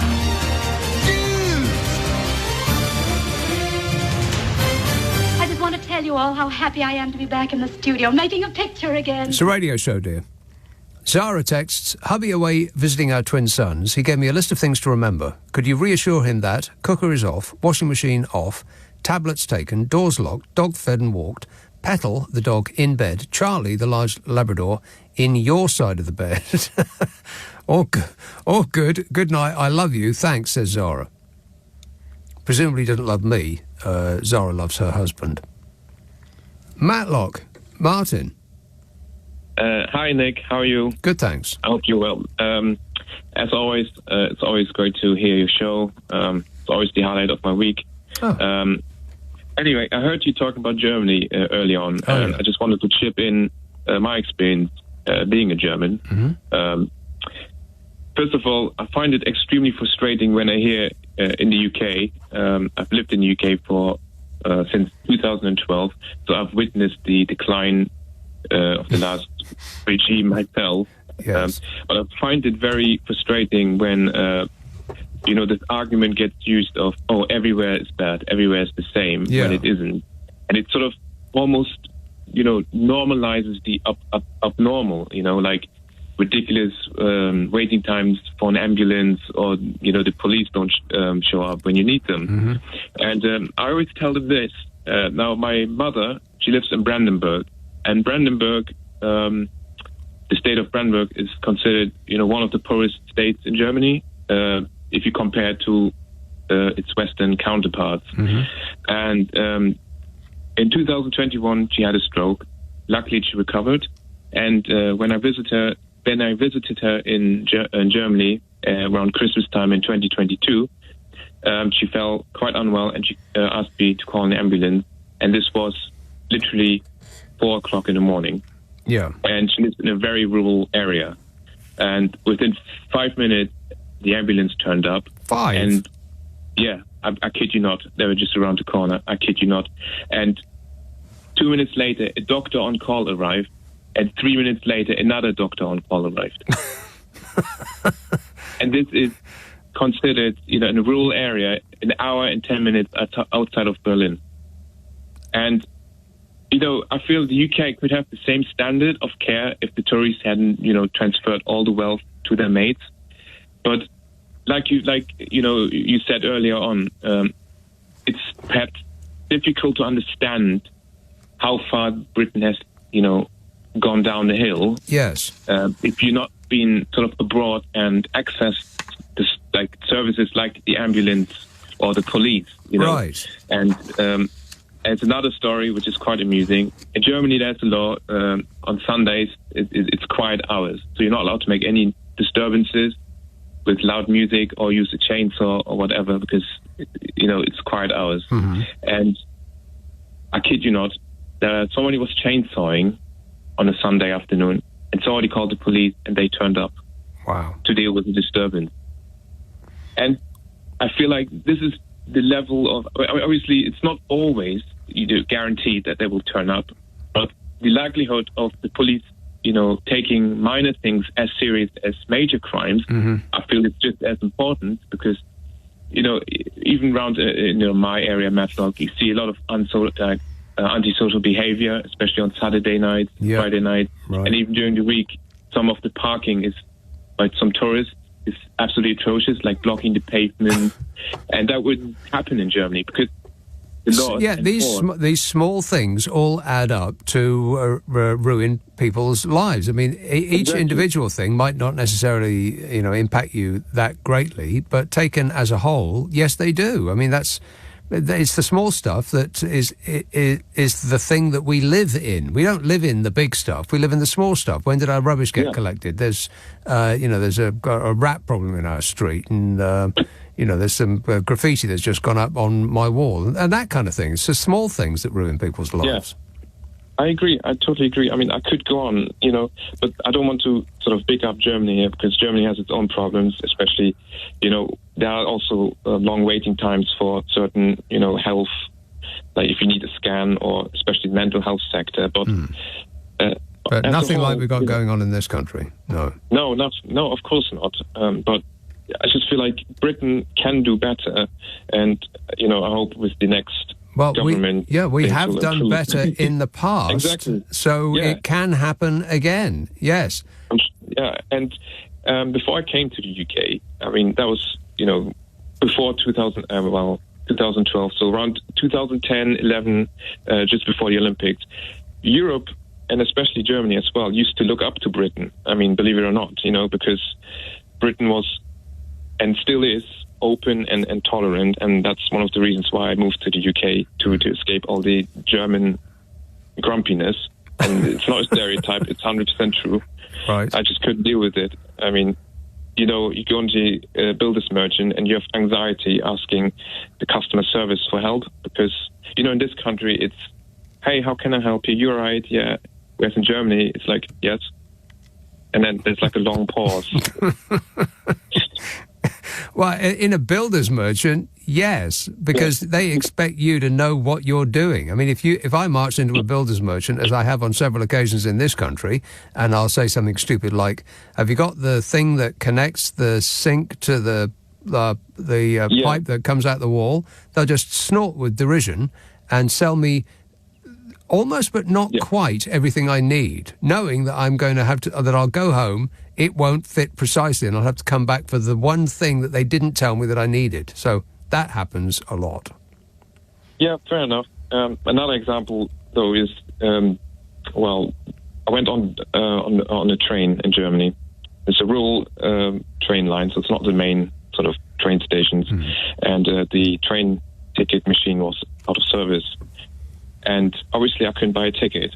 And then the train conductor on the train, after we departed the station, then told me it was my fault that I didn't let them, know that I couldn't buy a ticket. And I'm thinking, in this country, it would be the other way around. They would apologize to you, with the sort of inconvenience that, oh, I'm sorry, this has happened, and... Well, we're just so very used to apologising for our train service. We're practically blown across the concourse by apologies that this or that train has been cancelled for your convenience. Yeah, but, sometimes I feel being apologetic, I mean, not always, but makes daily living a bit easier rather than this abrasiveness. You know what I prefer? I prefer if things just worked and they didn't have to apologise for them not working. That's very true. Better. Well, yeah. I 100% agree with you there. Okay, well then we will end on that moment of concord.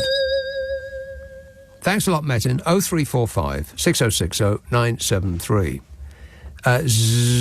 Martin in Connecticut says, whenever I'm in London, I refuse to call it the E line. It will forever be Crossrail for me.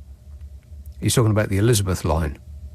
He says, this is all part of the infantilisation of the British public. Whenever I cross the Severn River into Wales on my way to my hometown of Swansea, the bridge they named after the philandering prince will ever remain the New Severn Bridge. The old Queen had the Jubilee line named in her honour. That was more than enough. It does seem like we do name way too many things about after the old Queen and subsequently the new King. It's as though the authorities are trying to keep the royal family a thing, despite everything that we know about that dysfunctional organisation. The Elizabeth line. It's just the wrong thing to call a rail line. It just is. Elizabeth line. 5 syllables, for crying out loud. Di emails, does Rose not know who to blame for her lack of land? This is a call that I had maybe an hour ago. Di says, I blame those Anglo-Saxon warrior farmers who lost to the Normans, who still own vast tracts of it. We, hoi polloi, have 5% to rent and buy on, grudgingly given back to us in 1078 by court's decree. Losing is the English way now. It's not coming home, says Di. Wow, this, every now and again, educational, this show, no? No. Yvonne says, regarding Albania, did you know their long-ago king was named as Zog? No, I did not know that. Coggleshaw. Cherry. Oh, hello, Nick. Cherry. Hello there. Cool, crikey, that German chap, you ought to go back to Germany. If I was him, the way he was talking, it's funny. Anyway, what I was going to say, Rose, I like Rose. She's that's a sweet lady, isn't she? Yeah. I really love listening to her. No, the other thing is, what gets my goat when I keep hearing people say, I don't know what to vote for. I can't make up my mind. Where the hell have they been for 14 years? How much time do these people need? Oh, my God, it's unbelievable. But, 14 years ago, I went on a big march in London. Mm-hmm. It was a really, really big one before the election and everything, with all the frontline services. Oh, yeah. And we were marching and all that, and we're saying, you let the Tories in, build a couple of frontline services. What the people in this country do? Voted Tory. And that's the consequences now of what we've got now. It just, I can't believe that they don't see what they're doing and they can't see what's going on now. I just don't get it. I say to them, well, where have you been for 14 years? What about the NHS that the Labour Party gave us? For God's sake, just vote for that. If nothing else, vote for that. It just does me in. I just despair. And it's usually what you were saying, the elderly. I mean, yeah. I mean, I'm nearly 87. 87 years old. Yeah. And there's no way on this. I had the Tories come up my path. I've got all my posters up, and I say, "You blind? You blind? Can't you see what's on my window? Get knotted. I wouldn't touch you with a barge pole. And I've lived all my life through seeing what the Tories have done. And the people in this country, I can't believe what they don't see and what they forget that's been going on. And if I have to keep watching that Grinagol for much longer, please God, it'd be gone at the end of the week. I can't stand him. I just can't stand him. Well, I don't Fishy, think. I know what you mean. Yeah, I don't think God is going to have anything to do with it. Well, I keep praying. Yeah, it won't hurt for sure, but it probably won't make a difference one way or the other. All right, thanks a lot, Cherry. Thank you. Yeah, Ta-da. bye. 0345 6060 973. No, I'm not expecting God to intervene on our behalf. God is too busy intervening on the behalf of football players who always seem to thank him whenever they score a goal. Weird, that. Do they really think that God is unveiling himself in the score of a football match?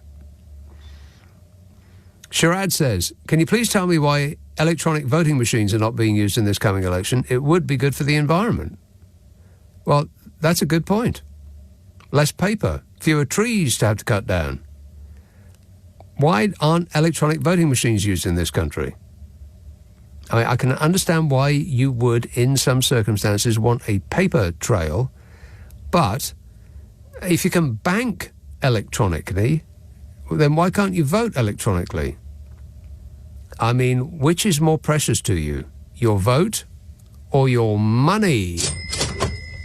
Nick Abbott on LBC. Call 0345 6060 973. Everything is going extremely well. Yeah, you bet your life it is. Mike Sex? No. No. Mike texts, anyone thinking of not voting should remember the Brexit referendum when Brexit got all of their vote out, but Remain didn't. You may well wake up the next morning with the result you didn't want, says Mike. That is undeniably true. If you do not go and exercise your vote, then it is entirely possible that extremists will decide your future for you. Because extremists absolutely will go out and vote, whatever the weather is like. Because they're nuts. Manchester, Ryan. Oh, hello, Nick. Yes, Ryan. Everything is going extremely well. Isn't it? No, my housemate just decided to spray some aftershave in my eye, which is very nice. Yeah. Anyway, I wanted to talk to you about. It's supposed to go on your face, Ryan, not in your eyes. Face. Really? Yeah. Anyway, I was just writing my CV for a kind of technical software engineering role. Oh yeah. And I thought I'd include some of the details you were giving out on the show. I wrote maths is more like feelings. Yeah, it is. It's not as precise is that right? subject, maths. No, it right, is more yeah. about how you feel. Yeah, right. Exactly. You think I'll get the job then? No. Oh, okay. Well, anyway, do something less boring with your life, Ryan. Boring. Like what you do is pretty interesting, Nick. Yeah, but this job is taken. Get your own job. It is. You know, I was watching. Who's that guy who does the two voices? The voice of him, and then the caller, and then the person calls up, and they think they're talking to somebody else. American talk show host called Phil Hendry. Incredible! I was amazed. You must have seen the videos. Yes, it is remarkable what he does. Unless you see him do it, you cannot believe that it's one person doing both the voice on the phone and being the host of the radio show. Yeah, right. Yeah, I kind of close my eyes and listen. And you crazy. But that's not what I wanted to talk to you about. What did you want to talk to me about? That cold pizza is definitely worse than hot pizza. But cold pizza is worse than hot pizza. That is true. So why did that person say you shouldn't, under any circumstances, reheat cold pizza? Because, I mean, that sounded like a health thing they were passing on, but I don't think it's a health thing in regards to that, is it? I don't think so either. And I'm a trained professional. Are you? No. Well, I certainly am glad you called. It doesn't stop me from being a fact. A fact, yeah, right. Okay, thanks a lot, Ryan. Wow, it's like listening to an echo of this show. Ian texts, Joe Biden was foolish to try and debate Trump. I don't think he realised that Trump knows words. Some say he knows the best words. Again, it's like an echo of this show. I'm very highly educated. I know words. I have the best words. He has the best words. Monica says, I bought the new European today, Nick. Special Conservative commemorative issue with a bingo-style pull-out chart listing every Tory MP so you can cross them off as they tumble on Thursday. I can't wait, says Monica. It'll see me through the night, plus a small bottle of Sailor Jerry spiced rum. Well, I haven't heard of Sailor Jerry spiced rum, but I'm sure it's excellent in every regard. Has it got alcohol in it? Booze. I expect so. Kenny via Alexa says, just a reminder that Keir Starmer is the son of a toolmaker. Let's have Boston in Lincolnshire. Mark. Hello there, Nick. Hello there, Mark. Hello. Quickly, before I say what I was going to say, you just mentioned about the extremists getting in. Who exactly are the extremists? No, not the extremists getting in. The extremists vote. If you don't vote, then extremists will vote, and then you will have your life led by whoever the extremists vote for. But who are they? Whoever the extremists vote for. If moderate people don't vote... Listen to me. If moderate people don't vote, then you will have your life decisions made for you by extremists who will vote. As an example, Brexit. The people who are quite happy with the way things were going didn't vote in as large a number as those who were single-issue obsessives, as in extremists. And this is where we are today. So hang on a minute. So what you're saying is anybody that voted Brexit is an extremist? I'm saying the extremist vote won. Right, so voting Brexit is an extremist opinion? Really? Voting, the single-issue obsessives voted in as a larger percentage of their number than people who were more moderate and were quite pleased and happy and contented with the way things were going, which was significantly better by every measure than the way things are going post-Brexit. Well, I voted Brexit, and I didn't vote for just one issue. There was more than one. No, so Brexit itself was a single issue for obsessives. Yeah, but you're not really defining the obsessives, are you? You're saying the obsessives. No, I am. You're not listening to me is the problem. No, I'm listening perfectly well to you, Nick. What you're saying you're listening, but you're not understanding. Comprehension is the problem, Mark. I am not saying that there is an issue with your ears. It's what's between them is the issue. Anyway, you clearly called up for a fight, and I can't be bothered. So I wish you all the best. 0345 6060 973. In regards to that German chap that I was talking about, talking to some while ago, Antex, wow, nice German guy. Single? Says Anne. I think that German guy should redouble security. I think that's probably good advice. Let's have Tooting. Hello, Jan. Hi, good evening, Nick. Yes, Jan. I'm always looking forward to your show, I must Thanks. say that. Appreciate it. So thanks for taking my call. Thanks for making your call. I've got something a bit quirky to bring into this thing. It's to do with this, it was in the news a few weeks ago, but it's quite... It can be interesting in this, because there's researchers at University College London that are doing research into the smells or the odours of history and how it's changing. So look, so what they want the odours of history. Well, they want to capture Britain's most meaningful smell, and it sounds very quirky. But I mean, it can be taken on many different levels. I think it's the smell of disappointment is our unique scent. They're saying smells can. This is at University College London. So they've got the Dr. Denby Bird heading it. She's doing a pub. She's asking the public to help building an inventory of British smells and memories and stories behind them. Because she's saying that to try and capture Britain's most meaningful the essence smells. of Britain condensed into a smell. And the smells can fade quickly from national consciousness. I'm reading something here that was in this article, and she's asking the public to help do it. Right, But I have a few. I'm thinking of it in relation to this election, or how it's entered someone's narrative when they were looking at elections in relation to what was being thrown at candidates through history. Are we still talking about smells?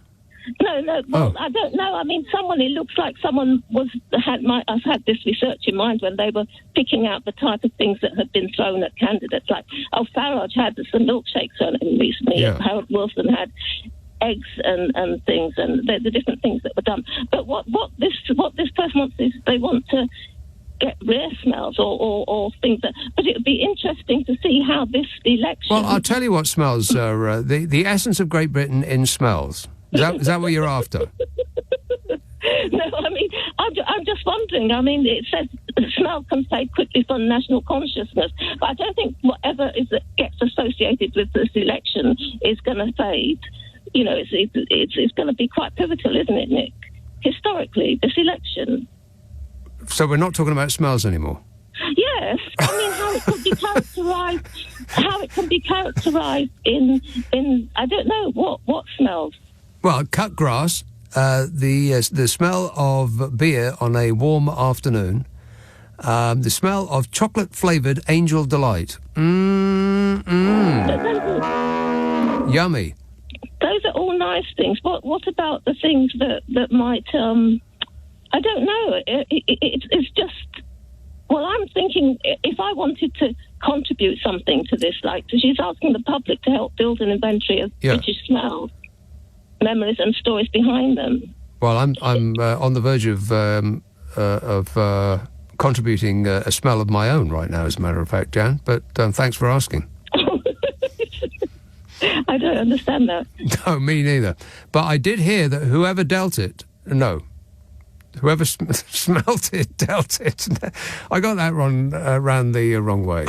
Never mind. My brain is at an advanced state of enfeeblement. I could be the President of the United States of America.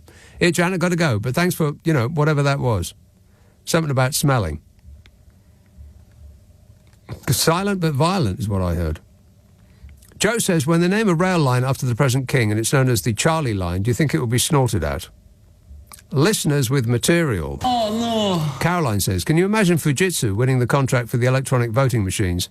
And yes, it is raining here in Renfrewshire near Glasgow. Well, you didn't have to tell us about the last part. And as for the first part, I wouldn't be remotely surprised if they won exactly that. In fact, I'd be surprised if they didn't. And David says, I really enjoyed discovering your show and all of your drops. It reminds me of Tim Heidecker's Office Hours podcast. Are you a fan of his? I am unfamiliar with his work, but I'm sure it is excellent in every regard. Heidecker? No, I don't know. Any idea there? Not from this side, no. No, not from either side. Bafflement all round. Nick Abbott on LBC. Call 0345 6060 973. Do not panic! Do not panic! We are trained professionals! Yes, on that subject, Geraldine says, why has there been no reporting on the astronauts stranded in space? And I had to look this up. I had not heard about this. 2 US astronauts are stuck in space as Boeing analyses the problems with the Starliner. Boeing's public relation crisis, says the Goroniad, is now out of this world. The company's Starliner spacecraft with 2 astronauts on board are currently stuck in space. After what started as an 8-day mission, US astronauts Sunita Suni Williams and Barry Butch Wilmore, that's not my description of him, that's what he calls himself, They have now spent the better part of a month in the International Space Station as engineers work out problems with the Starliner, Boeing's Starliner. Well, maybe one of the doors fell off. It remains unclear when exactly the astronauts will be able to make their return to Earth. A Boeing spokesperson gave a statement. They said, I mean, really? Would you go up on a spacecraft like that? No. Why are the two Boeing astronauts stuck in space? A series of problems with the new Boeing CST-100 Starliner spacecraft have delayed their return from the International Space Station. Suni Williams and Butch Wilmore. Now, again, that's not my description of him. That's what he calls himself. And there's a picture of him. I don't know, not that Butch. Not really.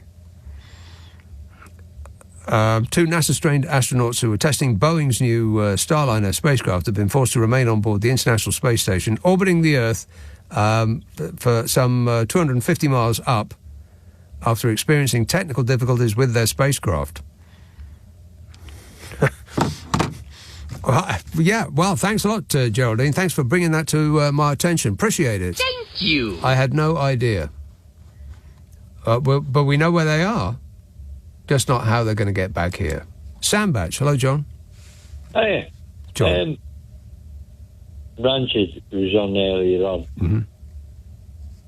I always like what he says. Always like what he says. Is he the chippy bloke? What? Is he the chippy bloke? Yeah. He's the chippy bloke. Well, I like to go to his chippy because he talks a lot of sense. I like what he says. Yeah. And what I've noticed is that, through the election, I can't remember Labour ever going to Liverpool. Keir Starmer and his crowd. You can't remember Labour ever going to Liverpool? Yeah. To see the represent themselves. Yeah.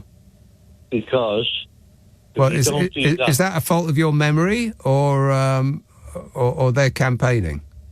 Their campaigning. Right, or your memory. Yeah, I expect it's actually the memory part. Maybe you weren't paying full attention, John. Yeah, well, I can't remember them ever going to Liverpool do the selection part. Oh, right, lately you're talking about. I'm pretty sure he did. Didn't Starmer go to Liverpool? But does it matter one way or the other? Yeah, because that's where they're rock solid, and that's where he fell down over the decades by not representing the rock solid, the red ball, as it's now called, whatever it's called. But he should have represented these people, and he lost those people because he never saw them. No, I don't think so, because those people voted for the Conservative Party. And when were the Conservative Party ever in Liverpool? Campaigning in Liverpool, the Conservative Party. No, we kicked them out years ago. We walked up to them. Right, exactly. But they didn't. They didn't what? They didn't wake up to the Conservatives.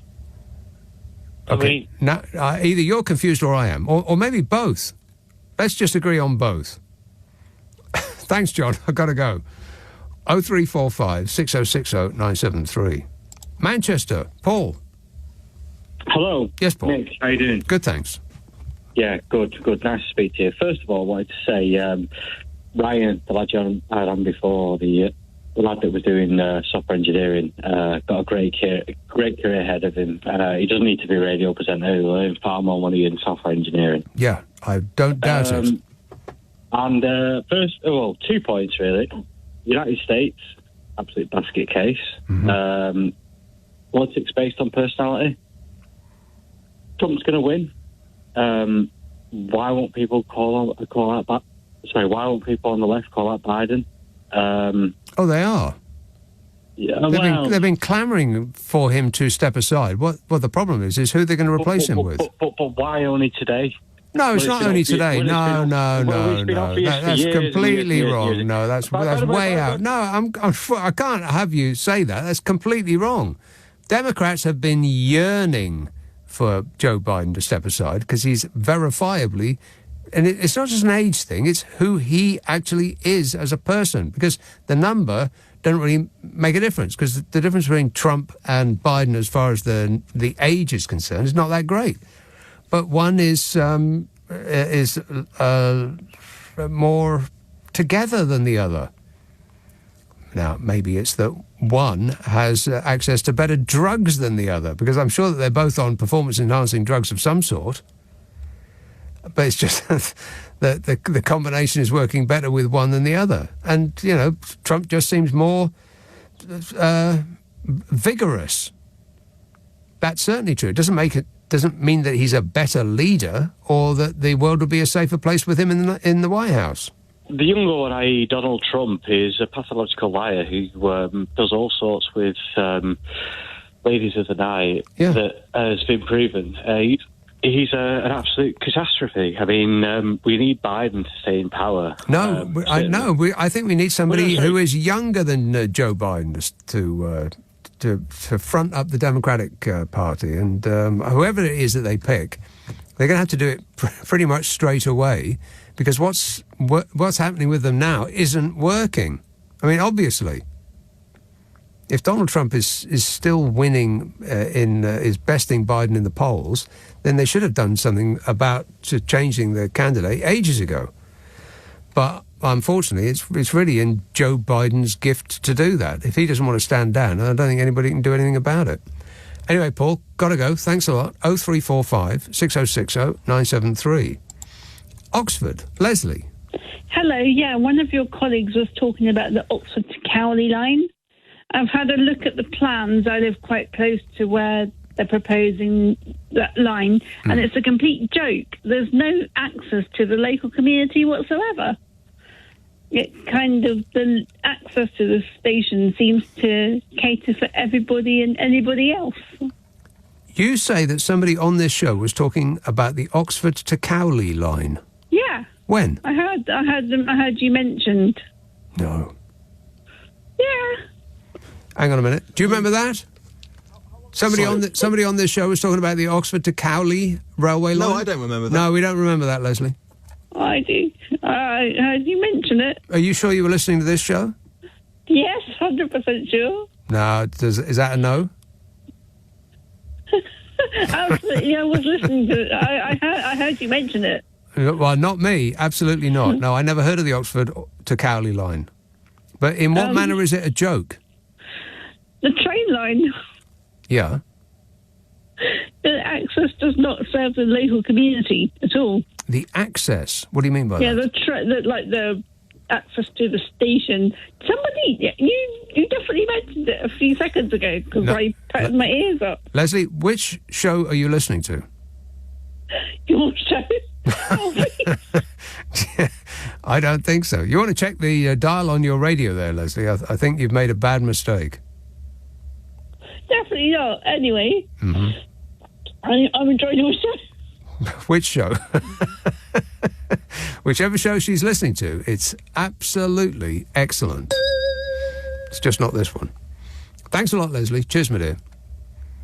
So some shows talking about the Oxford to Cowley line. Doesn't that sound interesting? No. 0345 6060 973. D texts, voting electronically depends on working IT systems and good connectivity, which this country still hasn't got. I'm hoping to get broadband coverage to watch the results come in. I swear, I'll get a call from somebody in China or Japan or the west coast of America, 6,000 miles away, and it will come in clearer than somebody on a mobile phone just down the road from where I'm sitting right now. Nothing works in this country. In my house, which is, it's still called London, where I live, I can't get a mobile phone signal. I mean, it is like a third world blooming country, this. I cannot get a mobile phone signal in my house. I have to wander around from back to front. If on the very seldom occasion that someone can actually call me, I have to wander around the place holding the phone in the air just to get, the slightest sliver of a signal. And as for downloading, anything at all, forget it. It's not happening. Jim says the best flavoured Angel Delight is definitely the butterscotch one. No doubt about it. Negative. No, there is doubt about it, and it's not true. Chocolate. Every time. Butterscotch. Let's have Huddersfield. Hello, David. Now then, Nick, I'm ringing up to apologise. Yes. Other week I rang you and I was eating something. It was crumpet and I lied and said it was a scone just to trigger you. Oh, crumpets. Yeah, I feel a bit guilty now. But here's another thing about integrity, right? Mm-hmm. Keir Starmer, Sir Keir, has been criticised a lot recently for standing behind, as it were, Jeremy Corbyn as leader. And he didn't really have a coherent answer to explain. And it's my opinion the reason he didn't is because the media would have kicked him from here to Blackpool and back, regardless of what he said. But the real reason, I think, is because Jeremy Corbyn was democratically elected leader.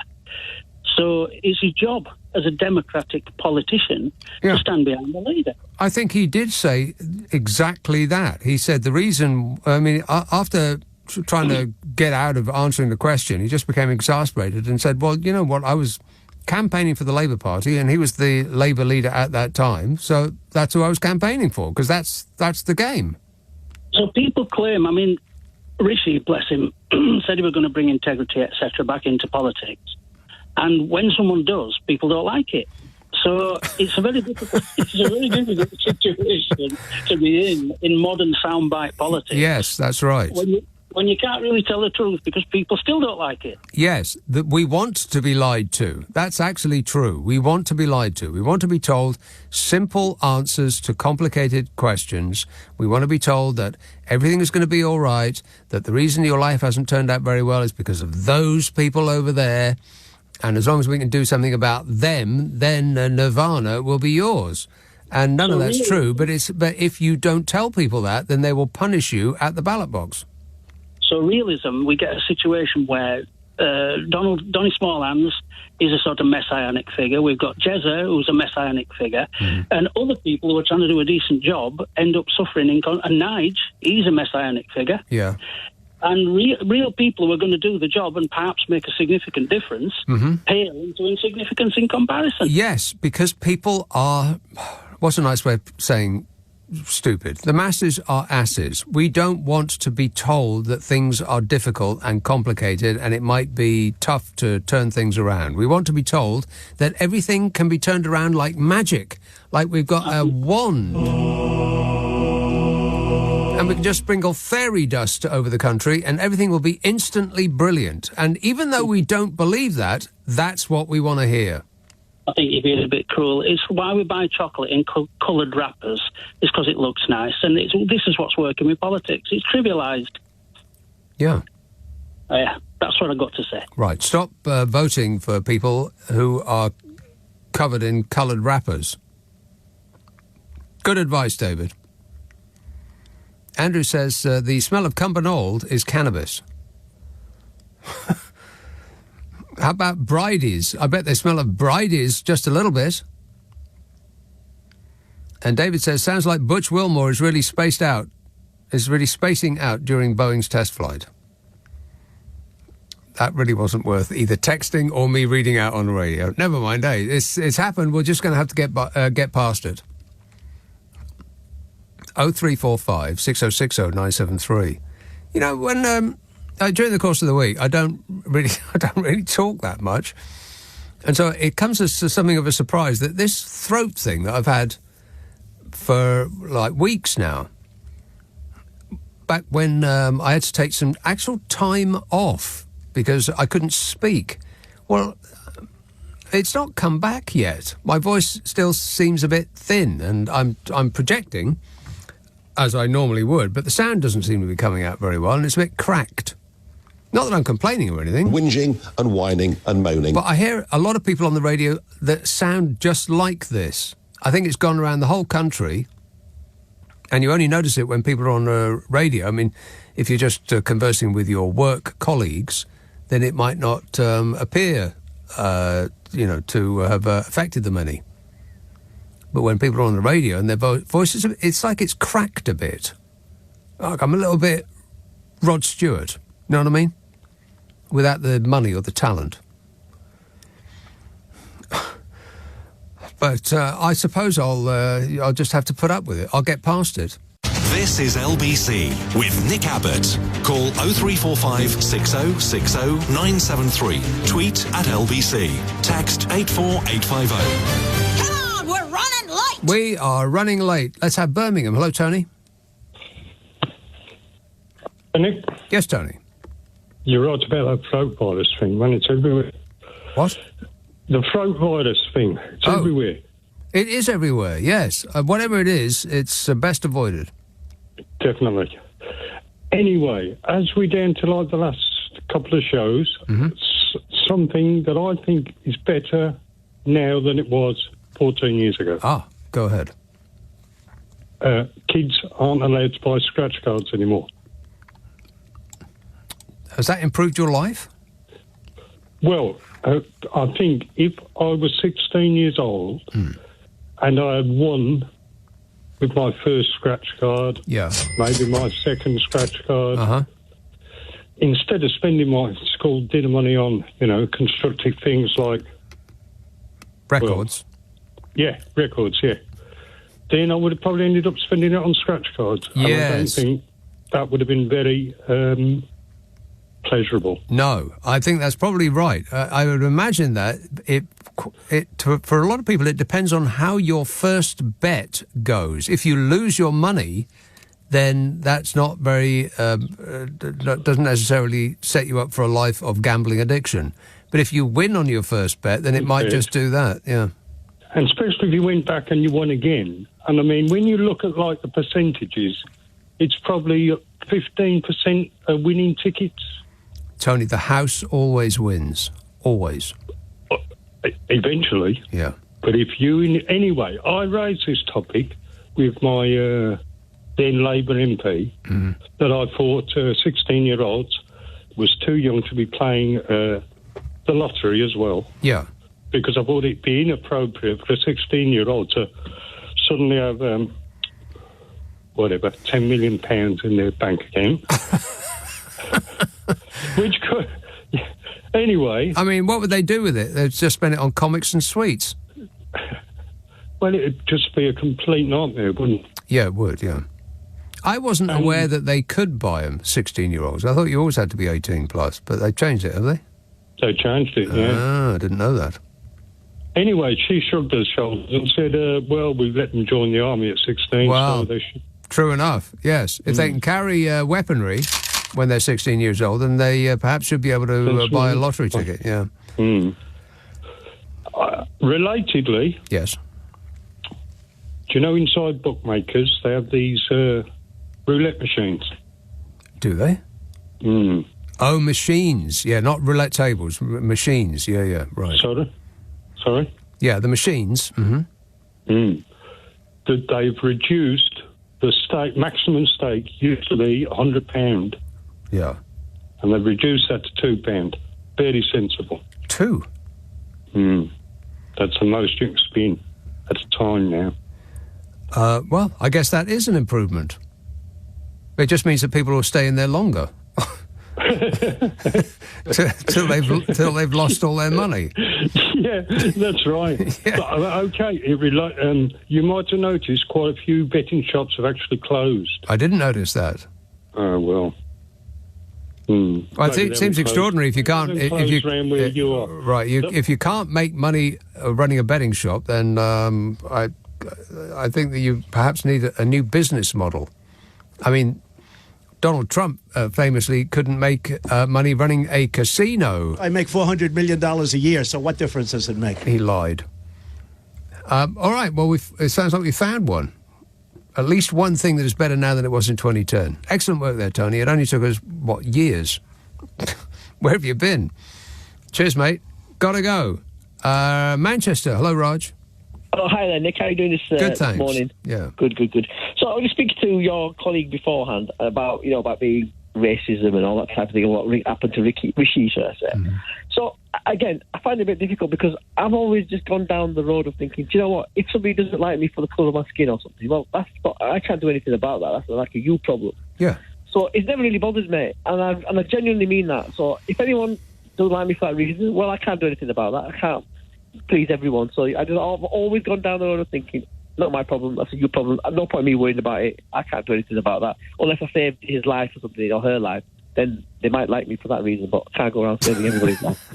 As you can probably appreciate. But genuinely, I know it happens because I've seen it happen. People said stuff like that to me all the time, but I've really never given it a second thought. It really doesn't make any difference to me at all. Right. There's no point. What's the point in worrying about things that I can't control? Well, that's very, very true. Just let it to slide it off you like water off a duck's back. Excellent work there, Raj. Thanks a lot, mate. 0345 6060 973. Rob sexts. He doesn't. Well, he might, but not to this show. Rob texts.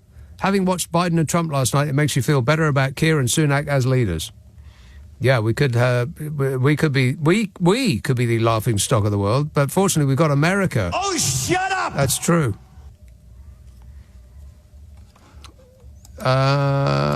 Heston, Isaac. Hello, Nick. Yes, right. Isaac. Very quickly, I'll try for three things. Yes. Number one, this lady, a call earlier was talking about the Oxford to Cowley line, right? Yeah. And I was thinking Oxford to Cowley, yeah. And it was just running through my head, and I was thinking, hang on, that's near me. That's sort of Hayes, Middlesex way. That's on the. I think Cowley is on the Ealing, Uxbridge, and Southall line. You know. So well, there's no way of checking that, unfortunately. Well, just have to take your word for it. Yeah, and how do you feel about that whole Oxford to Cowley line situation, Isaac? Pass.